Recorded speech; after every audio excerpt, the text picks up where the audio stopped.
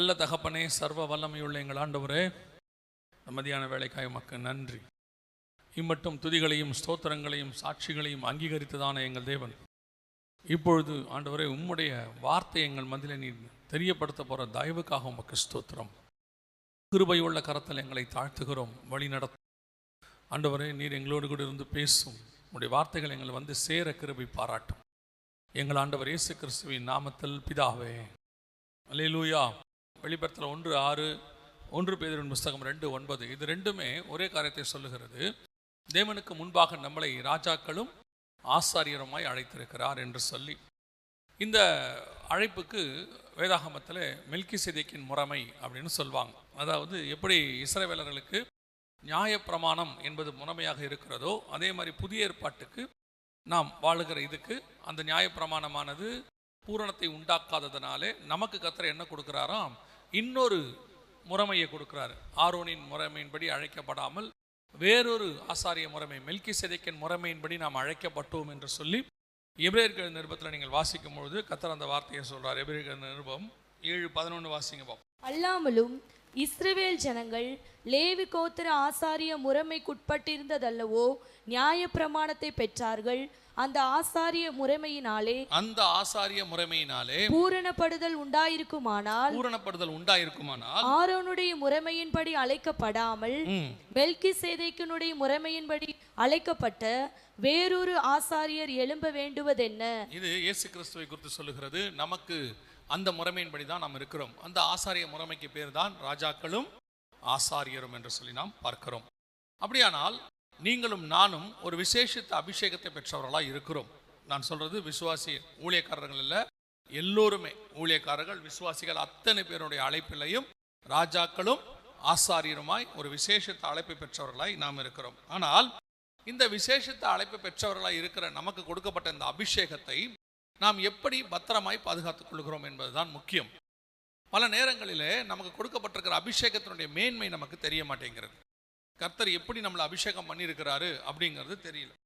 இதில் யாருக்கு வேணாலும் கர்த்தர், அதாவது நம்முடைய குலமோ கோத்திரமோ பிறப்போ படிப்போ அந்தஸ்தோ அழகோ எதை பார்த்தும் கர்த்தர் இந்த அழைப்பை கொடுக்கல. கிருபையினாலே இந்த அழைப்பை நமக்கு தந்திருக்கிறார். அல்லேலூயா. எல்லாருக்கும் இருக்கு, படித்தவனுக்கு இருக்கு, படிக்காதவங்களுக்கும் இருக்கு, குறைவுள்ளவர்களுக்கு நிறைவுள்ளவர்களுக்கு இருக்கு, எல்லா மொழிக்காரங்களுக்கும் இருக்கு. இங்கே யூதனும் இல்லை, கிரேக்கனும் இல்லை, எதுவுமே கிடையாது. எல்லாரையும் ஒரு முறைமையின் கீழ் தான் கர்த்தர் அழைத்திருக்கிறார். 12 கோத்திரமும் ஒரு முறைமையின் கீழ் இருந்துச்சு இஸ்ரவேலுக்குள்ள. அதே மாதிரி உலகத்தில் இருக்கிற எல்லா சபைகளும் இந்த ஒரு முறைமையின் கீழ் தான் இருக்கிறது. அதற்கு பேர் ராஜாக்களும் ஆசாரியருமான மெல்கிசேதேக்கின் முறைமை. அப்போ இந்த ராஜாக்களும் ஆசாரியருமாய் அழைக்கப்பட்டிருக்கிற நீங்களும் நானும் அந்த கொடுக்கப்பட்டிருக்கிறதான இந்த அபிஷேகத்தை, கர்த்தர் கொடுத்திருக்கிறதான இந்த மகா மேன்மையான காரியத்தை நாம் எப்படி பத்திரமாய் பாதுகாத்துக் கொள்கிறோம் என்றுதான் முக்கியம். இதில் 2 பகுதி இருக்கிறத நீங்கள் வாசிக்கிறீங்க. ராஜாக்களும் ஆசாரியருமாய் அப்படின்னு சொல்லி வாசிக்கிறோம். 2 இதில் இருக்கு. இப்போ இயேசு கிறிஸ்து மகா பிரதான ஆசாரியர் என்று சொல்லுகிறது. அதே நேரத்தில் அவர் நமக்கு பூமியின் அதிபதிகளுக்கு, அதே வெளிப்படுத்தல் 1:5 வாசிங்க பார்ப்போம். உண்மையுள்ள சாட்சியும் மரித்தோரில் இருந்து முதல் பிறந்தவரும் பூமியின் ராஜாக்களுக்கு அதிபதியும் ஆகிய. அப்ப இயேசு கிறிஸ்து மகா பிரதான ஆசாரியர் என்று சொல்லப்படுகிறார். நமக்கு மகா பிரதான ஆசாரியர் உண்டு என்று பார்க்கிறோம். அதே வேளையில பூமியின் ராஜாக்களுக்கு அவர் என்னவா இருக்கிறார்? அதிபதியுமாய் இருக்கிறார். அப்ப இந்த அபிஷேகம், இந்த 2 சேர்ந்திருக்கிற இந்த மகா பெரியதான இந்த காரியத்தை நீங்களும் நானும் எந்த அளவுக்கு பத்திரமாய் பாதுகாத்துக் கொள்கிறோம் என்று பார்க்க வேண்டும். இதை தொடர்ச்சியா இது ஒரு செய்தி, ஒரு 2-3 பகுதி செய்தியாக இது இருக்கு. ஆனால் இதுல ஒரு பகுதி மட்டும்தான் இன்னைக்கு நாம் பார்க்க போகிறோம். அதுல முதல் பகுதி, கர்த்தர் உங்களை என்னவா அழைச்சிருக்கிறாரு? ராஜாக்களாக அழைச்சிருக்கிறார். இந்த ராஜாக்களாக அழைத்த அழைப்பு இருக்கு இல்லையா, அதாவது நம்முடையதான ஆளுகையில நமக்கு கொடுக்கப்பட்ட இந்த அபிஷேகத்துல ஆளுகையும் இருக்கிறது. நான் சொல்ல புரியுதா? நம்முடைய அழைப்புல என்ன இருக்குது? ஆளுகையும் இருக்கு. அப்போ இயேசு கிறிஸ்து பூமியின் ராஜாக்களுக்கு அதிபதி என்று சொன்னால், இப்போ இயேசு கிறிஸ்து பூமியின் ராஜாக்களுக்கு அதிபதியா இருந்தாலும் இன்னும் அவருடைய ஆளுகை என்ன செய்யல அப்படின்னா, லிட்ரலா பூமியில தொடங்கல.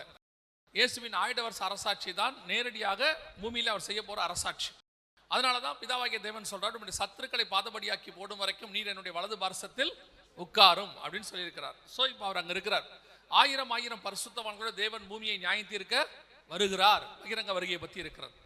அவரோடு கூட மரித்தவர்கள், அதாவது அவரோடு கூட இரத்த சாட்சிகளாய் மரித்தவர்கள், இயேசுவின் நாமத்தை நிமித்தமும் வசனத்தின் நிமித்தம் மரித்தவர்கள் உயிர்த்து அவரோடு கூட அரசாண்டார்கள் 1000 வருஷம் என்று வெளிப்படுத்தல் 20:4 சொல்லுது. ஸோ இயேசு கிறிஸ்துவோட அரசாட்சி, ஆயிடவர்ஷ அரசாட்சி பூமியிலே வந்து செய்வார். அவரோடு கூட இரத்த சாட்சிகளாக மரித்தவர்கள் எல்லாம் உயிர்த்த அரசாழ்வார் என்று சொல்லி நாம் பார்க்கிறோம். ஆனால் இந்த அரசாட்சி இப்போ ஆவிக்குரிய விதத்தில் நம்ம இடத்துல இருக்கிறது. எப்படி இருக்குது? ஆவிக்குரிய விதத்தில் நமக்கு இருக்கு. எப்படிங்க அப்படின்னு கேட்டீங்கன்னா, இப்ப இயேசு கிறிஸ்து பிறக்கும் போதே யூதருக்கு ராஜாவாய் பிறந்திருக்கிறவர் எங்கே அப்படின்னு இருக்கு. கடைசியா சிலுவையில் அவர் தொங்கும் போது அவருக்கு மேல என்ன எழுதி போட்டாங்க? யூதருக்கு ராஜா. அப்போ பிலாத்து கேட்கும் போது நீ யூதருக்கு ராஜாவா என்று கேட்டபோது இயேசு சொன்னது என்ன? நீ சொல்லுகிறபடிதான். அப்போ இயேசு ராஜா என்பதில் எந்த விதமான மாற்று கருத்தும் இல்லை. மரியின் மேலும் மரியின் குட்டியின் மேலும் ஏறி வருகிற போது அவர்கள் என்ன சொன்னாங்க? யூதருக்கு ராஜா என்று சொன்னார்கள். ஆனால் ஒரு இடத்தில் கூட இயேசு கிறிஸ்து தன்னை ராஜாவாக ஒரு அரண்மனைக்கோ உலக பிரகாரமாய் அரண்மனைக்கோ யுத்தத்துக்கோ போய் ராஜவஸ்திரம் தரித்ததை நாம் பார்க்கவே இல்லை பைபிள்ல. அவர் ஸ்பிரிச்சுவலாக ராஜாவாக இருந்தார். ஆவிக்குரிய விதத்தில் என்னவா இருந்தாரு? ராஜாவாக இருந்தார். ஏன்னா அவர் ஆளுகை இன்னும் தொடங்க வேண்டி இருக்கிறது. அது வரும், அப்போ அவர் ராஜாவாக இருப்பார், உலக பிரகாரமாய் ராஜாவாக இருப்பார். ஆனால் அது வரைக்கும் அவர் என்னவாக இருக்கிறார்? ஆசாரியனாக இருக்கிறார். அப்போ உலக பிரகாரமாய் ஆசாரியனாக இருந்தாலும் மகா பிரதான ஆசாரியர் நமக்காக பலியானார், நமக்காக அவர் மகா பரிசுத்த ஸ்தலத்துக்குள் பிரவேசித்தார், இப்படி வசனத்தெல்லாம் இருக்கு. அப்படி இருந்தாலும் கூட உள்ளுக்குள்ள அவர் என்னவாக இருக்கிறார்? அந்த ராஜ ரீகத்தை அவர் ஒரு நாளும் விட்டு கொடுக்க மாட்டார். கர்த்தர் தம்முடைய மகிமையை ஒருவருக்கும் விட்டு கொடுக்க மாட்டார் என்று பார்க்கிறோம். அப்படி இருக்கும்போது அவருடைய ராஜரீகத்தையும் விட்டு கொடுக்க மாட்டார்.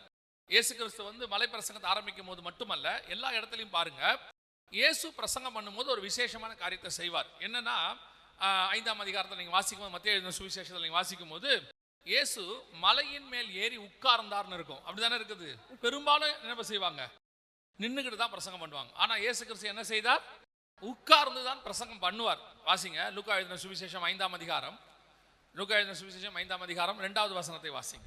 அந்த படகில் உட்கார்ந்து அவ போதனை பண்ணும்போது கர்த்தர் என்ன பண்றாரு? அதோட அர்த்தம் என்னன்னா, யார் உட்கார்ந்து பேசுவாங்க அப்படின்னு நல்லா கவனிச்சு பார்த்தீங்கன்னா, அப்போஸ்தலர் நடவடிக்கைகளில் ஏரோது ராஜவஸ்திரம் தரித்தவனாய் சிங்காசனத்தில் உட்கார்ந்து பிரசங்கம் பண்ணினான்னு இருக்கும். பார்த்துருக்கிறீங்களா? இந்த வசனத்தை வாசிங்க பார்ப்போம். அப்போஸ்தலர் நடவடிக்கைகள் 12ஆம் அதிகாரம் 21வது வசனம் வாசிங்க. குறித்த நாளிலே ஏரோது ராஜவஸ்திரம் தரித்து கொண்டு சிங்காசனத்தின் மேல் உட்கார்ந்து அவர்களுக்கு பிரசங்கம் பண்ணினார். இது ராஜாவுடைய தன்மை. ராஜா தான் உட்கார்ந்து பிரசங்கம் பண்ணுவார். நீங்க சாலமோனை பாருங்க, அரியாசனத்தில் உட்கார்ந்து, பார்வோன் உட்கார்ந்து, நேபுகாத் நேச்சார் உட்கார்ந்து, அந்த அவங்க உட்கார்ந்து இருக்கிறத பைபிள் மென்ஷன் பண்ணும். அந்த ராஜாவுடைய தன்மையை இயேசு கிறிஸ்து செய்வார். காரணம், அவர் வெளியே பிரசங்கம் பண்ணாலும் உள்ள என்னவா இருக்கிறாரு? ராஜாவாக தான் இருக்கிறார். அதே தான் உங்களுக்கும் எனக்கும் பொருந்தும். நீங்களும் நானும் இந்த பூமிக்குரிய வாழ்க்கையில என்ன வேணாலும் இருக்கலாம், எந்த வேலை செய்யலாம், என்ன வேணாலும் பண்ணலாம். கர்த்தர் உங்களை அழைச்சிருக்கிறார்.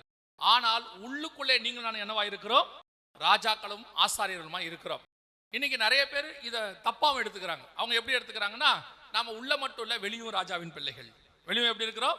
ராஜாவின் பிள்ளைகள். உடனடியாக அத்தனை பேர் என்ன ஆயிடுறாங்க அப்படின்னு கேட்டீங்கன்னா, நாங்களும் அவரை மாதிரி ராஜாக்கள் மாதிரி ராஜ வஸ்திரம் தரிச்சு காஸ்ட்லி ட்ரெஸ் போட்டு நல்லா அவங்க பெரிய பெரிய ரதத்துல வரா மாதிரி நாங்களும் காஸ்ட்லி கார்ல தான் வருவோம் அப்படிங்கிறாங்க.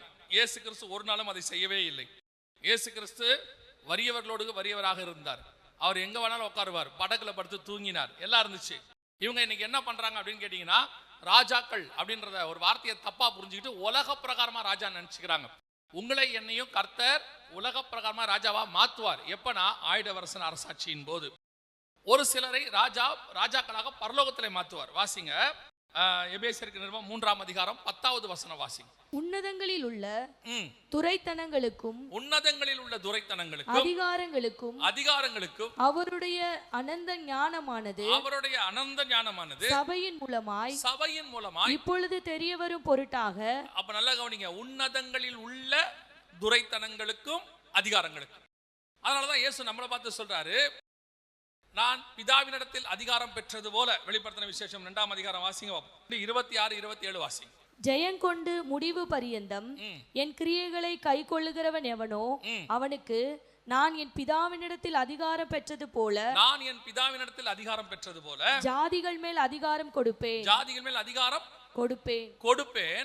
அவன் இரும்பு கோலால் அவர்களை ஆளுவான். அப்ப ஆளுகை இனி வருகிறதா இருக்கிறது. ஆளுகை எப்படி இருக்குது? இனி வருகிறதா இருக்கிறது. அவரோடு கூட பாடு சகித்தோமானால் அவரோடு கூட ஆளுகையும் செய்வோம். அது வரும். அது ஒண்ணு, பரலோகத்துல அவரோடு கூட வலது பாரசத்துல நம்மளை உட்கார வைப்பார் என்று சொல்லப்படுகிறது.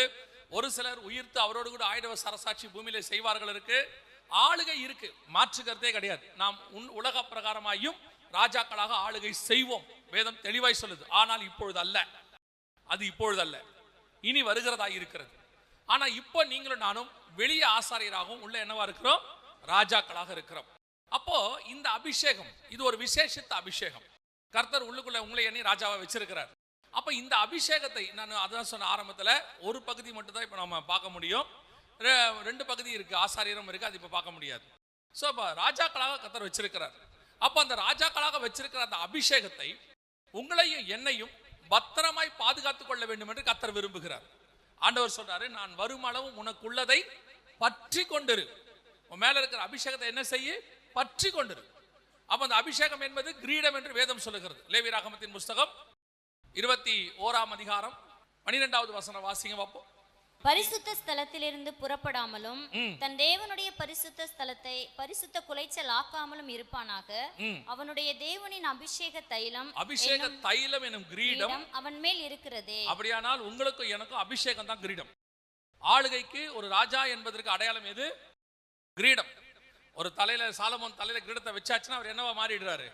ராஜாவாக மாறிடுறாரு. அது வரைக்கும் அவர் ராஜா கிடையாது. எப்பொழுது போய் நாதான் தீர்க்கதரிசி அந்த கிரீடத்தை அவர் தலை மேல வைக்கிறாரோ அவர் ராஜாவாக மாறிடுறார்.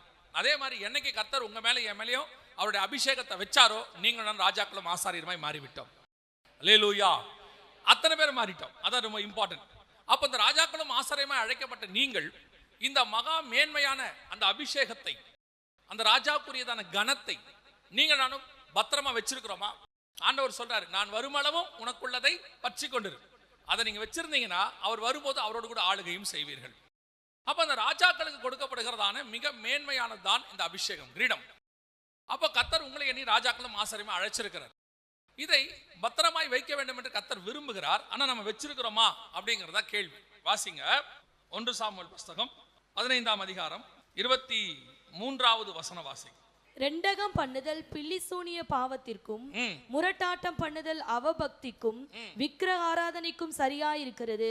நீர் கர்த்தருடைய வார்த்தையை புறக்கணித்தபடியினால் அவர் உம்மை ராஜாவா இராதபடிக்கு புறக்கணித்து தள்ளினார். சில நேரங்களிலே அபிஷேகம் கொடுக்கப்படுகிறது. இப்பொழுது சவுல் ராஜாவாக அபிஷேகம் பண்ணப்பட்டார், அபிஷேகம் கொடுக்கப்பட்டது. ஆனால் அதே அபிஷேகத்தை கர்த்தர் எடுக்கிறார். நான் தான் உன்னை அபிஷேகம் பண்ணேன், ஆனா இப்ப நான் சொல்றேன் உன்னை என்ன பண்ணிட்டேன்? புறக்கணித்து தள்ளிட்டேன் அப்படிங்கிறார். இங்கதான் மிக முக்கியமான விஷயம் இருக்கு. ஒரு சிலர் இந்த கடைசி காலத்துல என்ன சொல்லிட்டு இருக்காங்க அப்படின்னா, நமக்கு இருக்கிறதெல்லாம் நித்திய அபிஷேகம், அந்த அபிஷேகத்தை கர்த்தர் பண்ணிட்டாருன்னா எடுக்க மாட்டாரு. ஆமா அவ்வளவுதான், நீ என்ன பாவம் பண்ணாலும் கர்த்தர் என்ன பண்ண மாட்டாரு? உன்னை விட்டு எடுக்க மாட்டாரு. அதுக்கு பேரு ஒன்ஸ் சேவ்ட் எவர் சேவ்ட் அப்படின்னு ஆங்கிலத்தில் சொல்லுவாங்க. அது ஒரு உபதேசம் இருக்கு. அந்த உபதேசம் என்ன சொல்லுதுன்னா, இந்த மாதிரி நீ அபிஷேகம் கர்த்தர் உன்னை பண்ணிட்டாருன்னா நரகத்துக்குலாம் விடமாட்டாரு, உன்னை பரலோகத்துக்கு கண்டிப்பா கூட்டு போயிடுவாரு. அப்படி பார்த்தா கர்த்தர் அபிஷேகம் பண்ண நம்மளை எல்லாரை விட மிக முக்கியமா கர்த்தர் அழைச்சது 12 அப்போஸ்தலர்கள். அந்த 12 அப்போஸ்தலர்களை ஒருத்தனை குறித்து வேதம் சொல்லுகிறது, யூதாசை குறித்து வேதம் சொல்லுகிறது, தனக்கு உண்டானவையை இழந்து போன யூதாஸ் காரியத்தை போல. அப்போஸ்தலர் 1ஆம் அதிகாரத்தில் வாசிக்கிறோம். இழந்து போன தேமாவை குறித்து பவுல் சொல்லுகிறார், பிரபஞ்சத்தின் மேல் ஆசை வைத்து என்னை விட்டு தேமா போனான் அப்படின்னு இருக்கு. எத்தனையோ பேரை குறித்து வேதத்தில் வாசிக்கிறோம். அனனியா சப்பீரால் ரட்சிக்கப்பட்டு பரிசுத்த ஆவியை பெற்றவர்கள் பணத்தாசை இருந்ததுனாலே மரித்து போனார் என்று சொல்லி நாம் பார்க்கிறோம். அப்படியானால் அபிஷேகத்தை பெற்றுவிட்டா கண்டிப்பா பரலோகத்துக்கு போயிடுவோம் அப்படிலாம் இல்லை இங்க பைபிள். அந்த அபிஷேகத்தை காத்து கொண்டால் தான் கடைசி வரைக்கும் நம்ம பரலோகத்துக்கு போக முடியும். அப்படிதானே இருக்குது. மீட்கப்படும் நாளுக்கு என்று முத்திரையான பரிசுத்த ஆவியை துக்கப்படுத்தாதீர்கள். அவரை துக்கப்படுத்தாம பத்திரமா வச்சுக்கணும். வச்சுக்காத போது அந்த அபிஷேகம் போயிருச்சுன்னா அதுக்கு மாற்றாக கர்த்தர் வேற ஒருத்தரை கொண்டாந்துருவார். அந்த இடத்துக்கோ அந்த அபிஷேகத்துக்கோ அந்த அழைப்புக்கோ அது வேற யார் கைக்காவது போகும். அதை கர்த்தர் கொடுக்கிறார். வேற என்ன செய்ய முடியும்? இப்போ கர்த்தர் ஒரு மிகப்பெரியதான ஒரு சவுலை பத்தி சொல்லும் போது ஒரு வார்த்தை சொல்லுது, வாசிங்க 1 சாமுவேல் புஸ்தகம் 15ஆம் அதிகாரம் 17வது வசனத்தை வாசிங்க. அப்பொழுது சாமுவேல், நீர் உம்முடைய பார்வைக்கு சிறியவராய் இருந்த போது அல்லவோ இஸ்ரவேல் கோத்திரங்களுக்கு தலைவரானீர். இஸ்ரவேல் கோத்திரத்துக்கு தலைவர். கர்த்தர் எப்ப உன்னை தலைவனாக்குனாரு? உம்முடைய பார்வைக்கு நீர் சிறியவராய் இருந்த போது. எனக்கு அந்த வசனத்தை வாசிச்ச போது கொஞ்சம் ஆச்சரியமா இருந்துச்சு. இந்த வசனத்தை வாசிங்க 1 சாமுவேல் புஸ்தகம் 10ஆம் அதிகாரம் 23ஐ வாசிங்கள் பார்ப்போம். 1 சாமுவேல் 10:23 வாசி. அப்பொழுது அவர்கள் ஓடி அங்கே இருந்து அவனை அழைத்து கொண்டு வந்தார்கள். இப்ப ஆண்டவர் சொல்லிட்டார் சாமுவேல்ட்ட, சவுல் தான் ராஜான்ட்டாரு. சாமுவேல் சவுலுக்கிட்டையும் சொல்லிட்டாரு, எல்லாம் தெரிஞ்சு போச்சு. ஆனா திடீர்னு பார்த்தா சவுலுக்கு பயம், ஓடி போய் ஒளிஞ்சுக்கிட்டாரு. ஐயோ நான் வரல, இந்த ஊழியத்துக்கு நான் வரல, இந்த அபிஷேகத்துக்கு நான் வரல, இஸ்ரவேலுக்கு நான் ராஜாவா, நான் வரலப்பா அப்படின்னு சொல்லிட்டு போய் ஒதுங்கிட்டார். பல நேரங்களில் கர்த்தருடைய அழைப்பு இருக்கும், அந்த அழைப்பு இருக்கணும்னு தெரியும். கர்த்தர் கூப்பிட்ட உடனே, அதாவது கர்த்தர் ஒரு ஆப்பர்ச்சுனிட்டி தொடங்கின உடனே இல்லை நான் வரல, ஐயோ அப்படின்னு சொல்லி பயப்படுற அவங்களுக்கு அந்த ஒரு பயம் இருக்கும், ஒரு தயக்கம் இருக்கும். என்ன காரணம் அப்படின்னு கேட்டீங்கன்னா, அதுக்கு முந்தின வசனம் என்ன வாசிச்சோம்? நீர் உம்முடைய பார்வைக்கு சிறியவராய். ஏன்னா அவனுக்குள்ள காரியம் யாருக்கு தெரியும்? அவனுக்கு தெரியும். நீர் என்னை ராஜாவா மாத்திட்டீரு. அந்த வசனத்தை வாசிங்களா திருப்பி, இதை 10:23. அப்பொழுது அவர்கள் ஓடி அங்கே இருந்து அவனை அழைத்து கொண்டு வந்தார்கள். அவன் ஜனங்கள் நடுவே வந்து நின்றபோது எல்லா ஜனங்களும் அவன் தோளுக்கு கீழா இருக்கத்தக்க அத்தனை பேரும் அவனுக்கு தோளுக்கு கீழா இருந்தாங்க. ஒரு ஆள் தான் ஹைட், அந்த ஊர்லயே அவன் மட்டும்தான் ஹைட். அப்ப யோசிச்சு பாருங்க என்ன ஹைட் இருந்துக்காம பாருங்க. ஆனா வசனம் சொல்லுது, அவன் பார்வைக்கு அவன் சிறியவனாய் இருந்தான். அப்பனா என்ன அர்த்தம்? கர்த்தர் உன் மேல ஒரு அபிஷேகத்தை வச்சிருக்கிறாரு, அந்த அபிஷேகம் பெருசு, எல்லாரை பார்க்கல உனக்கு மேலான அபிஷேகத்தை கொடுத்திருக்கிறாரு. ஆனா உன் பார்வைக்கு நீ எப்படி இருக்கிற? சிறியவனா தான் இருக்கிற. உனக்கு ஏன்னா இது நம்ம எல்லாருக்கும் பொருந்தும். நம்ம எல்லார் மேலேயும் ராஜாக்களும் ஆசாரியருமே கர்த்தர் அபிஷேகத்தை வச்சிருக்கிறார். ஒரு பெரிய மகா பெரிய அழைப்பு இருக்கிறது. இந்த அழைப்புல கர்த்தர் நம்மளை நடத்தும் போது நம்ம கிட்ட இருக்கிற பலகீனம், நம்ம கிட்ட இருக்கிற குறை, நம்ம கிட்ட இருக்கிற காரியங்கள் யாருக்கு தெரியும்? நமக்கு தெரியும். நம்மள அவங்க சொல்லுவாங்க ரொம்ப நல்லா இருந்துச்சு பிரதர் அப்படிம்பாங்க, உள்ளுக்குள்ள நாம யாருங்கிறது நமக்கு தெரியும். இது எல்லாருக்கும் பொருந்தும். நம்ம அத்தனை பேருக்கும் தெரியும் நம்ம கிட்ட குறை இருக்குதுன்னு. அதனாலதான் வசனம் சொல்லுது, நீர் உம்முடைய பார்வைக்கு சிறியவராய் இருக்க போதல்லவோ கர்த்தர் உன்னை அபிஷேகம் பண்ணினார் ராஜாவாக. அந்த தேவன் உனக்கே உன் மேல நம்பிக்கை இல்லப்பா, ஓடி ஒளிஞ்சிட்ட, ஐயோ வேணா விட்டுருங்க முடியாதுன்னு சொல்லிட்ட. ஆனா கர்த்தர் உன்னை நம்பினார், கர்த்தர் உன்னை அபிஷேகித்தார், கர்த்தர் உன்னை அந்த ஊழியத்துக்கு கொண்டு வந்தார், அல்லது அந்த அழைப்புக்கு கொண்டு வந்தார், உன்னை கொண்டு வந்து உட்கார வச்சிருக்கிறார். ஆனால் இந்த இடத்துல வந்த உங்களை பார்த்துதான் கர்த்தர் சொல்றார், ராஜாவாக இராதபடிக்கு புறம்பே தள்ளினார். ஏன் இப்படி ஒரு அழைப்பு பெற்றவனுக்கு இப்படி ஒரு நிலைமை? ஏன் இப்படி ஒரு கர்த்தர் வச்ச மேன்மைக்கு இப்படி ஒரு நிலைமை அப்படின்னு கேட்டீங்கன்னா, அதை தள்ளுவதற்கு கர்த்தர் ஒரு காரணத்தையும் சொல்றாரு. வாசிங்க 1 சாமுவேலின் புத்தகம் 15ஆம் அதிகாரம் 23வது வசனம் வாசி. ரெண்டகம் பண்ணுதல் பில்லிசூனிய பாவத்திற்கும் முரட்டாட்டம் பண்ணுதல் அவபக்திக்கும் விக்கிரக ஆராதனைக்கும் சரியா இருக்கிறது. இப்ப தள்ளுறதுக்கு என்ன காரணம்னு அவர் சொல்றாரு. தள்ளுறதுக்கு என்ன காரணம்? ரெண்டகம் பண்ணுதல், முரட்டாட்டம் பண்ணுதல், இது ரெண்டும் யாருக்கிட்ட இருந்துச்சு? சவுலுக்கிட்ட காணப்பட்டுச்சு. இப்போ சவுலுக்கிட்ட அப்படி என்னங்க ரெண்டகம் பண்றது இருந்துச்சு, முரட்டாட்டம் இருந்துச்சு அப்படின்னு பாத்தீங்கன்னா, அங்க ஒரு சம்பவம் இருக்கு. அந்த சம்பவத்துல அமலேக்கருடைய ஆடு மாடு அவர் என்ன பண்ணிடுறாரு? கொல்லாம விட்டுறாரு. அமலேக்க ராஜா விட்டுறாரு. விட்ட பிறகு ஆண்டு சாமுவேல் வராரு. இவர் சொல்றாரு எல்லாத்தையும் முடிச்சுட்டேன்றாரு சவுலு. அப்போ கர்த்தர் சாமுவேல் சொல்றாரு, ஆடு மாடு சத்தம் கேட்குது, அது என்ன அப்படின்னு கேட்கிறாரு. இப்போதான் சவுல் ஒரு தப்பு பண்றாரு. இந்த தப்பு தான் பெரிய தப்பு. என்ன அப்படின்னு கேட்டீங்கன்னா, அமலேக்க ராஜாவை விட்டதை சவுல் கொண்டு சாமுவேல் ராஜாவை கொன்னுறாரு. அந்த பிரச்சனை அங்க சால்வ் ஆயிடும், அது பிரச்சனை இல்லை. ஆனா சவுல் பண்ண ஒரு மிக முக்கியமான விஷயம் என்ன அப்படின்னு கேட்டீங்கன்னு சொன்னா, ஃபர்ஸ்ட் ரெண்டகம் பண்ணுதல். நல்லா கவனிங்க, ஆடு மாடை பிடிச்சிட்டு வந்துட்டாங்க, அது நல்ல கொழு கொழுன்னு இருக்கு, அதை இவங்க வச்சுக்கிட்டாங்க, நல்லா இருக்குது, இதை ஏன் போய் வெட்டணும், கர்த்தர் எல்லாத்தையும் வெட்டி போட சொல்லிட்டாரு, இதை எதுக்கு வெட்டணும் அப்படின்ட்டு வச்சுக்கிட்டாங்க. இப்போ சாமுவேல் வந்து கேட்கிறாரு, கர்த்தர் சாமுவேல் மூலமா கேட்கிறாரு, இந்த ஆடு மாடெல்லாம் நிக்குது, அதில் என்ன சவுண்ட் என் காதில் கேட்குதுன்னு. அதுக்கு சவுல் என்ன சொல்லியிருக்கணும்? நாங்க பிடிச்சிட்டு வந்தோம், அது நல்லா இருந்துச்சு, கொழுமையானவங்களை வச்சுக்கிட்டோம் அப்படின்னு தான் சொல்லணும். ஏன்னா முன்னாடி அப்படிதான் இருக்கு. ஆனா இவர் சொன்ன வார்த்தை என்னன்னா, உம்முடைய ஜனங்களோ, யாரை போட்டு கொடுக்குறாரு? ஜனங்களை ஆண்டவர்கிட்ட போட்டு கொடுக்குறாரு. ரெண்டகம் பண்ணுதல்னா அந்த இடத்துல என்ன ரெண்டகம் பண்ணால் சவுலுன்னா, தாம் மேல இருக்கிற குற்றத்தை ஒற்றுக்கொள்ளாதது, அதுக்கு பதிலாக இன்னொரு ஆளை போட்டு கொடுத்தல். உன் மேல பிரச்சனை இருக்குன்னு சொன்ன உடனே, ஐயோ இவங்க தான் அந்த தப்பு பண்ணாங்க, இந்த தப்ப சொல்ற ஆளை, இந்த மாதிரி சொல்ற ஆளை எல்லாம் நல்லா கவனிச்சு பாருங்க, பைபிள்ல இருக்க மாட்டான், கர்த்தர் அவனை புறமே தள்ளிடுவார். அது யார் வேணா இருக்கலாம். இப்போ ஆதாம கூப்பிட்டு கேட்டார், பழம் சாப்பிட்டியா? நீர் கொடுத்த ஸ்திரீயானவள். இப்போ ஆதாம் தோட்டத்தை விட்டு வெளியே போனோம். ஏவாள்கிட்ட கேட்டாரு, நீ இப்படி செய்தது என்ன? சர்ப்பம் என்னை வஞ்சித்தது, நீயும் வெளியே போலாம். வேலை முடிச்சு, தோட்டத்துக்குள்ள இருக்க முடியாது. அந்த அபிஷேகத்தை விட்டு வெளியே போயிடணும்.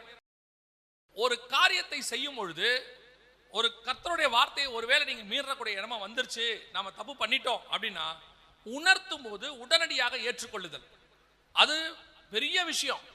ஆனா அதை விட பெரிய விஷயம் சவுல் பண்ண தப்பு ஜனங்களுக்கும் தேவனுக்கும் நடுவில் ரெண்டகம் பண்ணுதல். இப்போ மோசே மலைக்கு மேல போயிட்டாரு, மலைக்கு மேல போய் 40 நாள் அங்க இருக்கிறாரு, கர்த்தர் அவரோட கூட பேசுறாரு. மோசே கீழே வரும்போது கண்ணுக்குட்டி வழிபாடு வந்துருச்சு. அப்போ ஆரோனை பார்த்து கேட்கிறாரு, இந்த ஜனங்களை நீ இப்படி செய்வதற்கு அவர்கள் உனக்கு என்ன செய்தார்கள் அப்படின்னு சொல்லி கேட்ட உடனே ஆரோன் சொன்ன வார்த்தை 32ஆம் அதிகாரத்துல இருக்கும், யாத்திராகமத்தின் புத்தகத்துல. பின்பு மோசே ஆரோனை நோக்கி, நீ இந்த ஜனங்கள் மேல் இந்த பெரும் பாதகத்தை சுமத்துகிறதற்கு இவர்கள் உனக்கு என்ன செய்தார்கள் என்றான். அதற்கு ஆரோன், என் ஆண்டவனுக்கு கோபம் மூளாது இருப்பதாக, இது பொல்லாத ஜனம் என்று நீர் அறிந்திருக்கிறீர். இது பொல்லாத ஜனம் என்று நீர் அறிந்திருக்கிறீர். 25வது வசனம் வாசிங்க. ஜனங்கள் தங்கள் பகைவருக்குள் அவமானப்படத்தக்கதாக ஆரோன் அவர்களை நிர்வாணமாக்கி இருந்தான். ஜனங்களா கேட்டாங்க நிர்வாணமாக்க சொல்லி? வசனம் தெளிவா சொல்லுது, பகைவருக்குள் அவமானப்படத்தக்கதாய் ஆரோன் அவர்களை நிர்வாணமாக்கி இருந்தான். இங்கதான் இருக்கு, செய்யறதெல்லாம் செஞ்சிடறது, சேர்ந்து செஞ்சிடறது. நம்ம ஊர்ல ஸ்கூல் படிக்கும் போது சொல்லுவாங்க, பசங்க எல்லாம் செய்யும் போது சேர்ந்து செஞ்சிருவாங்க, மாட்டிக்கிட்டா ஒருத்தனை எல்லாரும் சேர்ந்து போட்டு கொடுத்துருவாங்க. இங்க என்ன பிரச்சனைனா ஒருத்தன் எல்லாரையும் போட்டு கொடுத்துட்டான், அதான் இங்க பிரச்சனை. மாட்டியாச்சு. நம்ம ஆண்டவர்கிட்ட ஒரு விஷயம் நல்லா புரிஞ்சுக்கோங்க, நம்ம ஆண்டவருக்கு எல்லாமே தெரியுது, சகலம் அவருக்கு முன்பாக நிர்வாணமாக இருக்கு, வெளியரங்கமா இருக்கு. அதனால கர்த்தர் எதுவும் தெரியாம உங்களை கேட்கல. அவருக்கு ஒரு விஷயம் புரியல, எது உண்மை எது பொய்ன்னு தெரியுதுக்காக கேட்கல. கர்த்தர் ஒண்ணு கேட்கிறாருன்னா அதுக்கு காரணமே நீங்க ஒத்துக்கொள்ளுறியா இல்லையான்றதுக்காக மட்டும்தான். நீங்க அந்த காரியத்துக்கு உண்மையை சொல்றீங்களா இல்லையா, அதுதான் கர்த்தருக்கு தேவை. இப்ப அவருக்கு எல்லாம் தெரியும். நீங்க என்ன பண்ணிக்கிட்டு இருக்கிறீங்க, காயினை கேட்கிறாரு, உன்னுடைய சகோதரன் எங்கே? அதுக்கு அவன் சொன்ன பதில் என்ன? நான் காவலாளியோ, அவ்வளவுதான். அதை மட்டும் ஒத்துக்கிட்டா அந்த இடத்துல போயிடும். பண்ணது மட்டும் இல்லாம அடுத்து சவுலு, இந்த ஆரோன் போன்ற ஆட்கள் அடுத்து என்ன செய்யறாங்க? ரெண்டகம் பண்ணுதல். அடுத்து அந்த வசனத்துல என்ன இருக்குது? 1 சாமுவேல் 15:23 என்ன இருக்குது?